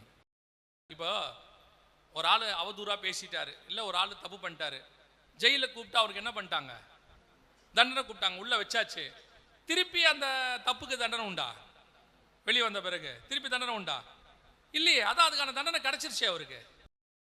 அதே மாதிரி தான் பல நேரங்களிலே நாம் செய்கிறதுக்கு பாவம் வெளியரங்கம் ஆயிடுச்சுன்னா என்ன கிடைச்சிரும்? ஏதோ ஒரு தண்டனை கொடுத்து தூஷிச்சு இல்ல பண்ணி கேவலப்படுத்தி, இல்ல உங்களை ஊழியத்தை விட்டு அனுப்பிச்சிருவாங்க, இல்ல உங்க ஆவிக்குரிய வாழ்க்கை விட்டு அடிச்சு. ஆனா நீங்க மனத்திரும்பிட்டா கர்த்தர் உங்களோட இருப்பார். அது வேற விஷயம். கர்த்தர் 7 தடவை மன்னிக்கிறவர். ஆனால் உங்கள் அபிஷேகம், உங்க மேல வச்ச அழைப்பு, இப்ப தாவீதுக்கு என்ன ஆயிடுச்சு? அதுக்கு பதிலா வேற ஒன்று கொடுத்தாச்சு, வேற ஒரு காம்பன்சேட் பண்ணியாச்சு. அப்போ புதிய ஏற்பாட்டில் என்ன ஆகும் அப்படின்னும் போது ஒரு வசனத்தை கர்த்தர் எனக்கு ஞாபகப்படுத்தினார். அதை நான் வாசிச்சுட்டு நான் ஜோம் பண்ணி முடிக்க விரும்புகிறேன். நல்லா கவனிங்க. கர்த்தர் ஒரு வசனத்தை ஞாபகம் பண்ணாரு. அந்த வசனத்தை நான் ரொம்ப சாதாரணமாக தான் படிச்சிருக்கேன். ஆனா அதுக்கு பின்னாடி இருக்கக்கூடியதான ஒரு மிக முக்கியமான சத்தியத்தை கர்த்தர் சொன்னார். வாசிங்க, வெளிப்படுத்தின விசேஷம் 5ஆம் அதிகாரம் 6வது வசனம் வாசிங்க. அப்பொழுது இதோ அடிக்கப்பட்ட வண்ணமா இருக்கிற ஒரு ஆட்டுக்குட்டி சிங்காசனத்திற்கும், அடிக்கப்பட்ட வண்ணமா இருக்கிற ஒரு ஆட்டுக்குட்டி அப்படின்னா என்ன அர்த்தம்? பரலோகத்துக்கு போனா நம்ம என்னவாயிடுவோம்? மறுரூபமாக்கப்படுவோம். புரியுதா? நம்ம என்ன ஆகும்? மறுரூபமாகும். அப்ப இந்த ரூபம் இருக்காது, எல்லாமே போயிடும், வேற ரூபம் ஆயிடும். அப்படிதானே இருக்கு. 1 யோவான் 3ஆம் அதிகாரம் 2வது வசனம். பிரியமானவர்களே, இப்பொழுது தேவனுடைய பிள்ளைகளா இருக்கிறோம், இனி எவ்விதமா இருப்போம் என்று இன்னும் வெளிப்படவில்லை. ஆகிலும் அவர் வெளிப்படும் போது அவர் இருக்கிற வண்ணமாகவே நாம் அவரை தரிசிப்பதினால் நம்ம என்ன ஆயிடுவோம்? இப்ப அவரை மாதிரி மாறிட போறோம். அப்படிதானே இருக்கு. ஆனா இயேசு மாறல பாருங்களேன். இயேசு மறுரூமாய் வேற மாதிரி தானே இருக்கணும். நியாயமா பூமியில இருந்த மாதிரி இருக்க கூடாது இல்ல. ஆனா அந்த வசனம் என்ன சொல்லுது? அடிக்கப்பட்ட வண்ணமா இருக்கிற. அப்ப இன்னும் அவருக்கு என்ன இருக்குது? அடிக்கப்பட்ட வண்ணமா இருக்கிற அந்த தழும்புகள் எல்லாம் இன்னும் எப்படி இருக்கு? 2000 வருஷம் ஆனாலும் மாறல, எதானாலும் மாறல. அவருடைய தழும்புகள் இன்னும் அப்படியே தான் இருக்கு. பரலோகத்தில் மாம்சமும் ரத்தமும் கிடையாது. அவர் ஒரு தடவை நம்முடைய ரத்தத்துக்காக நமக்காக பலியானார். எல்லாம் நடந்துருச்சு. ஆனா என்ன பிரச்சனைனா, நீங்கள் நானும் பாவம் செய்ய செய்ய அவர் மீண்டும் அடிக்கப்படுகிறார். ஆனால் மாம்சத்தில் ரத்தம் சிலுவையில் அல்ல. அவர் எல்லா பாவத்தையும் சுமந்து தீர்த்துட்டார். எப்போ? அவர் சிலுவையில் இருக்கும் போது என்னுடைய பாவங்களை எல்லாம் என்ன பண்ணிட்டாரு? சுமந்து தீர்த்துட்டாரு. அப்ப நான் செய்ய போற பாவத்துக்கான எல்லா அடியும் அவருக்கு அங்க கிடைச்சிருச்சு. அப்ப நான் பிறக்கவே இல்லை. நல்லா புரியுதா? அப்ப நான் பிறந்து செய்யற பாவத்துக்கெல்லாம் அவர் அப்பயே என்ன வாங்கியிருக்கிறாரு. அப்ப இப்ப நான் பாவம் செய்ய செய்ய அங்க அவருக்கு என்ன விழுதுன்னு அர்த்தம்? அடி விழுதுன்னு அர்த்தம். மாம்சத்தின்படி அல்ல, ஆவியில. கர்த்தர் நீ செய்யற ஒவ்வொரு பாவத்துக்கும் அங்க அவருக்குள்ள ஒரு விதமான பெயின். ஐயோ என் பாவம், அவன் செய்யற பாவம் என்ன செய்யுது? அவனுடைய பாவத்தை நான் சுமந்துக்கிட்டு இருக்கிறேன். இப்ப திருப்பியும் சொல்றேன், உடனே பரலோகத்தில் சிலுவையில் அடிச்சாங்க, ரத்தம் வந்துச்சு, அதெல்லாம் இல்லை. அவர் அடிக்கப்பட்ட வண்ணமா இருக்கிற ஆட்டுக்குட்டி. அவர் சிலுவையில் அறையப்படும் பொழுதே 2000வது வருஷத்துக்கு பிறகு யார் ரட்சிக்கப்படுவானோ அந்த பாவத்துக்கு அவர் அப்பயே என்ன ஆயிட்டாரு? சிலுவையில் அறையப்பட்டார். அப்ப அந்த அடி அவருக்கு அப்பயே விழுந்துருச்சு. நான் வருவேங்கிறது அவருக்கு நல்லா தெரியும். நான் ரட்சிக்கப்படுவேங்கிறது தெரியும். அதுக்கு முன்னாடி இருக்கிற பாவத்துக்கு விலை கொடுக்கணும்னு தெரியும். அதுக்கான விலையை அவர் என்ன பண்ணிட்டாரு? அப்பவே கொடுத்துட்டாரு. இப்போ எல்லாத்துக்குமான விலை அவருக்கு அங்க அடி விழுந்துகிட்டே இருக்கு. அவர் நமக்காக பரிஞ்சு பேசிக்கிட்டே இருக்கிறாரு. ஆனால் சில நேரங்களிலே உங்கள் பாவத்துக்கு நீதி சரி கட்டப்படும். நீதி சரி கட்டப்படும். ஏன்னா நீதிமான்கள் ஆக்கணும் இல்ல. பாவத்துக்கு நம்ம ரட்சிக்கப்படுறதுக்கு முன்னாடி உள்ள பாவத்தெல்லாம் மன்னிச்சிட்டாரு. ஆனால் ஆண்டவர் இன்னும் நமக்காக என்ன பண்றாரு? பரிஞ்சு பேசிக்கிட்டே இருக்கிறாரு. நம்மளை கைவிட்டக்கூடாதுன்னு நினைக்கிறாரு. தாவீது அல்றா மாதிரி வாக்கு கடந்த பெருமூச்சுகளோட விண்ணப்பங்களை ஏறெடுக்கிறாரு. எல்லாம் இருக்குது. ஆனா உன்னுடைய பாவத்துக்கான விலை ஒன்று இருக்கிறது. நீதியை சரி கட்டுதல், அது நடக்கும். ரொம்ப கேர்ஃபுல்லா இருந்து கொள்ளுங்க. உங்க மேல இருக்கிற அபிஷேகம் அப்படிப்பட்டது, உங்களை தள்ள முடியாது. ஏன்னா நீங்க அதுக்காக தான் உருவாக்கப்பட்டீங்க. ஆனா தள்ளாம இருக்கணும்ன்றதுக்காக நீங்க எல்லா பாவத்தையும் செஞ்சு அவர் பொறுத்துக்கிட்டு இருக்க மாட்டாரு. நிறைய பேர் அதான் சொல்றான், கர்த்தர் நம்மளை அபிஷேகிச்சிருக்கிறாரு, கர்த்தர் நம்மளை முன்குறிச்சிருக்கிறாரு, அதனால என்ன பண்ணாலும் பொறுமையா இருப்பார். எப்படி இருப்பாரு? எப்படி இருப்பாரு? அவர் பாவத்தை பார்க்க மாட்டாத சுத்த கண்ணன். பரலோக ராஜ்யத்துக்குள்ள தீட்டுள்ளதும் அருவருப்பையும் பொய்யும் நடப்பிக்கிற ஒன்றும் அதற்குள் பிரவேசிப்பதில்லை.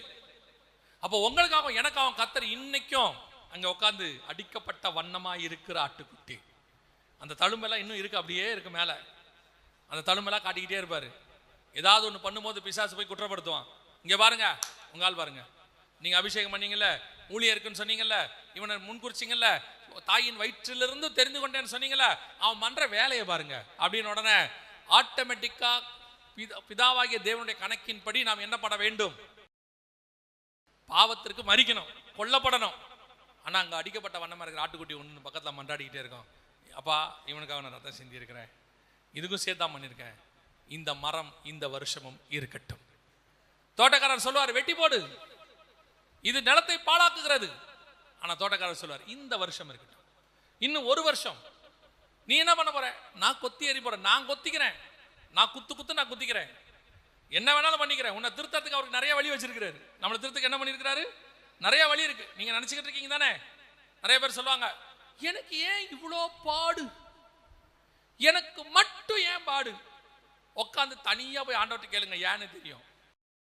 எங்கேயோ ஏதோ ஒண்ணுல என்ன இருக்கு, மிஸ்டேக் இருக்கு. வசனம் சொல்லுது, சோதிக்கப்படுகிற எவனும் தேவனால் சோதிக்கப்படுகிறேன் என்று சொல்லாதிருப்பானாக. அவன் தன் சுய இச்சையின்படி இழுக்கப்பட்டு சிக்குண்டு சோதிக்கப்படுகிறார். நீங்க ஏதோ ஒரு சோதனை வருதுன்னா எங்கேயோ ஒரு இடத்துல மிஸ்டேக் இருக்கு.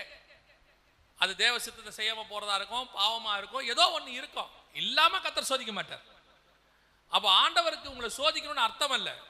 கர்த்தருக்கு ஒரு ஆளை எதுக்காக சத்துரு கையில ஒப்படைக்கிறாருன்னா அவனை திருத்துறதுக்கு, சும்மா இல்ல. நீங்க பைபிள் முழுக்க பாருங்க, இஸ்ரவேல் ஜனங்க தப்பு பண்ணா சத்துருக்கள் கையில ஒப்படைப்பார், எருசலேம் தப்பு பண்ணா ஒப்படைப்பார். சும்மா சும்மா உங்களை ஒப்பு கொடுத்து அடி வாங்கி உங்களை நீங்க சோதிக்கப்படுறத பார்த்து உட்காந்து ரசிக்கிற தேவன் அவர் கிடையவே கிடையாது. ஆண்டவர் ஒரு விஷயத்தை செய்யறாருன்னா அது நம்மளை திருத்தறதுக்காக மட்டும்தான் இருக்கும், வேற எதுக்காகவுமே இருக்காது. இப்ப பாருங்க, தாவீது கற்பனைகளையும் கட்டளைகளையும் கரெக்டா கை கொண்டா. வசனம் சொல்லுது, தாவீதை சுற்றிலும் எல்லாம் எப்படி இருந்தது, இளைப்பாற பண்ணினார். எல்லாம் அமைதியா இருக்கு, சூப்பரா இருக்கு. ஆனா இப்ப சாலமோன் தேவனை விட்டு போயிட்டாரு. 1 ராஜாக்கள் புஸ்தகம் 11 வாசிங்க, 11-14 வாசிங்க. கர்த்தர் ஏதோமியனாகிய ஆதாத் என்னும் ஒரு விரோதியை சாலமோனுக்கு எழுப்பினார். 23. எலியாதாவின் குமாரனாகிய ரேசோன் என்னும் வேறொரு விரோதியை தேவன் எழுப்பினார். 26. சேரேதா ஊரில் உள்ள எப்ராஹிம் மனுஷனாகிய நேபாத்தின் குமாரன் எரோபெயாம் என்னும் சாலமோனின் ஊழியக்காரனும் ராஜாவுக்கு விரோதமாய் கையெடுத்தான். எல்லாம் விரோதமாயிடுச்சு பாருங்க. கர்த்தர் உன் கூட இருந்தாருன்னா எல்லாம் இளைப்பாறுதல். கர்த்தர் சொல்லபடி செஞ்சீங்கன்னா எல்லாம் இளைப்பாறுதல். ஏன்னா உங்க அபிஷேகம் அப்படிப்பட்டது. ஆனா அபிஷேகத்தை வச்சுக்கிட்டு சாலமோன் ஸ்திரீகளினாலே, திருமணம் பண்ணவர்களாலேயே நாசமா போய் வசனம் சொல்லுது. கர்த்தர் பார்த்துட்டு சாலமோன்ட்ட சொல்லிட்டாரு, நீ உங்க அப்பா மாதிரி இல்ல, நீ கை கொள்ளல, உன் ராஜ்யபாரம் போச்சு, உன் அபிஷேகம் போச்சுன்னு சொல்லிட்டாரு. உன் அபிஷேகம் என்ன ஆயிடுச்சு, போயிடுச்சு. அபிஷேகம் போன உடனே வசனம் சொல்லுது, எல்லா பக்கமும் விரோதிகள் எழுப்பிட்டாங்க, எதிரிகள் எழுப்பிட்டாங்க. ஒரு காரியத்தை சொல்லிட்டு நான் முடிக்கிறேன், கவனிங்க. கர்த்தர் உங்க கூட இருப்பாரானால், கர்த்தருடைய அபிஷேகம் உங்கள் மேல் இருக்குமானால், உங்களை சுற்றிலும் கர்த்தர் இளைப்பாற கட்டளையிடுவார், கர்த்தர் அமைதலை கொடுப்பார். தேசத்துல ஒரு சபை கர்த்தருக்கு முன்பாக உண்மையா இருக்கும்னா அவர்களுக்காக கர்த்தர் வழக்காடுவார், அவர்களை கர்த்தர் வழக்காடுவார். ஒருவேளை நீங்கள் கர்த்தருக்கு விரோதமாய் அல்லது அவருடைய பிரமாணங்களுக்கு விரோதமாய் அல்லது அவருக்கு அபிஷேகத்துக்கு விரோதமாய் நீங்கள் செய்யும் போது கர்த்தர் வேற வழி இல்லாம யாரை எழுப்புறாரு, சத்துருக்களை எழுப்புவார். வசனம் சொல்லுது, சுத்திலும் அமைதலா இருந்துச்சு, எல்லாம் பக்காவா இருந்துச்சு. திடீர்னு பார்த்தா தேவனை விட்டு தூரம் போன உடனே எல்லா சத்துருக்களாக எழும்பிட்டாங்க. இன்னைக்கு பல நேரத்தில் நமக்கு விரோதமாய் சத்துருக்கள் எழும்பி நிற்கிறாங்க. நீங்க அபிஷேகம் பெற்றவங்க தான், நீங்க கர்த்தரால் அழைக்கப்பட்டவங்க தான், கர்த்தர் சில வரங்களை கூட கொடுத்துருக்காரு தான். ஆனா ஏன் உங்களை சுத்தி இவ்வளவு பிரச்சனை? நீங்க கேட்குறீங்கல்ல, என்னை சுத்தி வெறும் பிரச்சனையா இருக்குதே, எதனால பிரச்சனை, எந்த பக்கம் திரும்பினாலும் பிரச்சனை. ஏன் தெரியுமா? எங்கேயோ ஒரு இடம், ஏதோ ஒரு இடம் கர்த்தர் உங்களுக்கு, கர்த்தருக்கு பிடிக்காதது உங்ககிட்ட இருக்கு. அதுதான் கர்த்தர் சொல்றார், நீ மட்டும் கரெக்டா ஆண்டவருக்கு பிரியமா சந்தோஷமா நடந்து பாருங்க, உன்னை சுற்றிலும் இளைப்பாற பண்ணுவதற்கு கர்த்தர் வல்லமை உள்ள தேவனாய் இருக்கிறார். முடிக்கும் போது சொல்லிட்டு முடிக்கிறேன், உங்கள் மேல் வைத்த கர்த்தருடைய அபிஷேகம் விசேஷமானது. அதை பத்திரமா பார்த்துக்கொள்ளுங்க. அதை எந்த விதத்திலும் சவுல் மாதிரி முரட்டாட்டம் பண்ணியோ ரெண்டகம் பண்ணியோ கர்த்தருக்கு விரோதமான காரியங்களை செய்தோ அதை இழந்து போகாதீங்க. தாவீது திருப்பி ரிட்டைன் பண்ணிட்டார், ஓகே, திருப்பி பெற்றுக்கொண்டார். அதுக்கு ஒரு விலை கொடுத்தார். விலை கொடுத்து அந்த அபிஷேகத்தை என்ன பண்றாரு? ஆனா ஆண்டவர் அதை விரும்பவே இல்லை. ஆண்டவருக்கு அப்படி செய்யணும்னு இல்லை, ஆண்டவருக்கு உன் அபிஷேகத்தை கடைசி வரைக்கும் வச்சுக்கணும் தான் கர்த்தர் விரும்புகிறார். நான் வருமளவும் அவனுக்குள்ளதை பற்றி கொண்டு. சாலமோன் இழந்துட்டான், அவனுக்கு அதை பத்தி கவலையே இல்லை. கர்த்தர் சத்துருக்களை எழுப்பினார்னு பார்க்கிறோம். அல்லேலூயா. இதே காரியங்கள் நம்முடைய வாழ்க்கையிலும் நடக்கும். ஆனாலும் கர்த்தர் அதை விரும்புகிறதில்லை. கர்த்தர் சொல்றாரு, என் தாசனாகிய தாவீது செய்தது போல என் கட்டளைகளையும் என் கற்பனைகளையும் என் நியமங்களையும் நீங்கள் கை கொள்ளும் பொழுது உங்களை சுற்றி எல்லாவற்றையும் கர்த்தர் இளைப்பாற பண்ணுவார். அல்லேலூயா. நாம் ஜெபிக்க போகிறோம். எழுந்திருக்கலாமா? உங்க மேல உள்ள கர்த்தருடைய அபிஷேகம், இயேசு கிறிஸ்து நான் போய் உங்களுக்கு தேற்றவாளனை அனுப்புவேன் என்றார். இயேசு மரித்து உயிரோடு கூட எழுந்து அந்த அபிஷேகத்தை அனுப்பி இருக்கிறார். பரிசுத்த ஆவியானவரால் அது உங்களுக்கு கொடுக்கப்பட்டிருக்கிறது. நீங்களும் நானும் பிதாவாகிய தேவனுக்கு முன்பாக ராஜாக்களும் ஆசாரியருமாய் அழைக்கப்பட்டோம். 24 மூப்பர்கள் சிங்காசனத்துக்கு முன்பாக நின்று சொல்றாங்க, எங்களை ராஜாக்களும் ஆசாரியருமாய் நீர் அழைத்தீர் என்று சொல்லி முகங்குப்புற விழுந்து சொல்லுகிறார்கள். தேவரீர் எங்களை தெரிந்து கொண்டீர், உடைய ரத்தத்தாலே மீட்டு கொண்டீர் என்று சொல்றாங்க. உங்களை என்னையும் கர்த்தர் அப்படிதான் மீட்டு எடுத்திருக்கிறார். நீ இந்த பூமியில என்ன வேணாலும் இருக்கலாம், யாரா வேணாலும் இருக்கலாம், என்ன குறைவுகள், படிப்பில்லை, அழகில்லை, பணம் இல்லை, அந்தஸ்து இல்லை, எது வேணா இல்லாம இருக்கலாம். ஆனால் பரலோகத்துக்கு முன்பாக நீங்களும் நானும் ராஜாக்களும் ஆசாரியருமாய் இருக்கிறோம். இந்த அபிஷேகத்தை இழக்காம பார்த்துக்கணும், அபிஷேகத்தை இழக்காம பார்த்துக்கணும். அதுதான் ரொம்ப முக்கியம். ஒப்பு கொடுப்போமா தேவ சமூகத்துல? எந்த இடத்திலாவது கர்த்தருக்கு பிரியம் இல்லாம முரட்டாட்டம் பண்ணி கோவப்பட்டு ஆண்டவருக்கு விரோதமா பேசி, சில நேரத்துல நீங்கள் மனுஷனுக்கு விரோதமாய் பேசுறதா நினைச்சு ஆண்டவருக்கு விரோதமா பேசிடுவீங்க. மனுஷனுக்கு விரோதமா செய்யறதா நினைச்சிட்டு ஆண்டவருக்கு விரோதமா செஞ்சிருவீங்க. அது பரலோகத்துல அவருக்கு முன்பாக நிக்குது. உங்க மேல உள்ள அபிஷேகத்தை நீங்க என்னைக்காவது வேணான்னு சொல்லியிருக்கீங்களா? இந்த ஊழியம் எனக்கு வேணாம், இந்த அபிஷேகம் எனக்கு வேணாம், இந்த ஆவிக்குரிய வாழ்க்கை எனக்கு தேவையில்லை. யாரோ எதுவோ உன்னை பண்ணாங்க, சர்ச்சில் யாரோ உனக்கு விரோதமா எழும்புனாங்க, அவங்க பண்ணதுக்கு நீ ஏன் தேவன் கொடுத்த அபிஷேகத்தை வேணான்னு சொன்ன? அது கர்த்தர் கொடுத்தது. ஊழியத்தின் பாதையில் நான் கடந்து வந்த போது ஒரு சிலர் என்னை ஊழியத்தை விட்டு போக வேண்டும் என்று சொன்னார்கள். ஊழியத்தில் நீ இருக்கக்கூடாது என்று சொன்னார்கள். அப்பொழுது ஆண்டவர் ஒரு ஊழியக்காரர் வழியா எனக்கு சொன்னார், இது உனக்கு விரோதமான போராட்டம் அல்ல, உன் மேல் உள்ள அபிஷேகத்துக்கு விரோதமான போராட்டம். அவங்க உனக்கு விரோதமா போராட்டம்னா உன்னதான் மன்னிப்பு கேட்க சொல்லணும். ஆனா உன் ஊழியத்தை விட்டு போக சொல்றாங்கன்னா அது எனக்கு விரோதமான போராட்டம். உன்னை அபிஷேகம் பண்ணினது நான், என்னை தவிர வேற யாரும் இந்த ஊழியத்தை விட்டு அனுப்ப முடியாது என்று கர்த்தர் சொன்னார். உங்க மேல இருக்கிற அபிஷேகத்துக்கு நீங்க கனம் கொடுங்க, நீங்க மரியாதை கொடுங்க. உங்க வாயால நீங்க சொல்லாதீங்க, எனக்கு வேணாம், நான் போறேன், இருக்க மாட்டேன், தேவையில்லை. இதை சொல்ல வைக்கணுங்கிறது தான் சத்துருவோடைய வேலை. அவன் ஆண்டவரை பார்த்து சொல்லுவான், பாத்தீங்களா அவனே சொல்றான் வேணான்னு, அவனே சொல்றான் பாருங்க, இந்த அபிஷேகம் வேணான்னு சொல்றான் பாருங்கன்னு சொல்லுவான். ஒரு நாளும் கர்த்தருக்கு விரோதமாய் முறுமுறுக்காதீங்க, ஆண்டவருக்கு பிடிக்காது. இஸ்ரவேல் ஜனங்கள் ஆசாரிய ராஜ்யம் என்று ஆண்டவர் சொல்றார் யாத்திராகமத்துல. அவர்கள் முறுமுறுத்தார்கள், வனாந்தரத்திலே மடிந்து போனார்கள், வழியிலேயே மடிந்து போனார்கள். முடிவு பரிந்து அவங்க போல. அதே தேவன் தான் உங்களையும் நீயும் பார்த்து சொல்றாரு, நீங்களும் நானும் முடிவு பரிந்து நடக்க வேண்டும் என்று விரும்புகிறார். வழியிலே மடிந்து போக வேண்டும் என்று கர்த்தர் விரும்பவில்லை.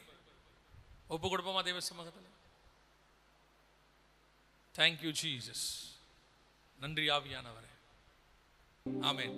ஆண்டவர் உங்களை என்னையும் அவருடைய ரத்தத்தாலே மீட்டெடுத்து ராஜாக்களும் ஆசாரியருமாய் தெரிந்தெடுத்திருக்கிறார். அந்த மேன்மையை உணர்ந்தவர்களாக இதுவரைக்கும் என்ன வேணாலும் இருக்கட்டும், இந்த நிமிஷத்திலிருந்து இந்த அபிஷேகத்தை நான் கனம் பண்ணுவேன். எனக்கு கொடுக்கப்பட்டதை அவர் வரும் வரைக்கும் நான் பற்றி கொண்டிருப்பேன், இழந்து போக மாட்டேன். அதற்கு விரோதமாய், இந்த அபிஷேகத்துக்கு விரோதமாய் எழும்புகிற எல்லாவற்றையும் விட்டு நான் ஓடுவேன். நான் விசேஷமாய் அழைக்கப்பட்டவன், அழைக்கப்பட்டவள், தேவனால் முன்குறிக்கப்பட்டவன், முன்குறிக்கப்பட்டவள். கர்த்தர் என்னை முன்குறித்திருக்கிறார். நான் எல்லாவற்றையும் உதறி தள்ளிவிட்டு ஓடுவேன்.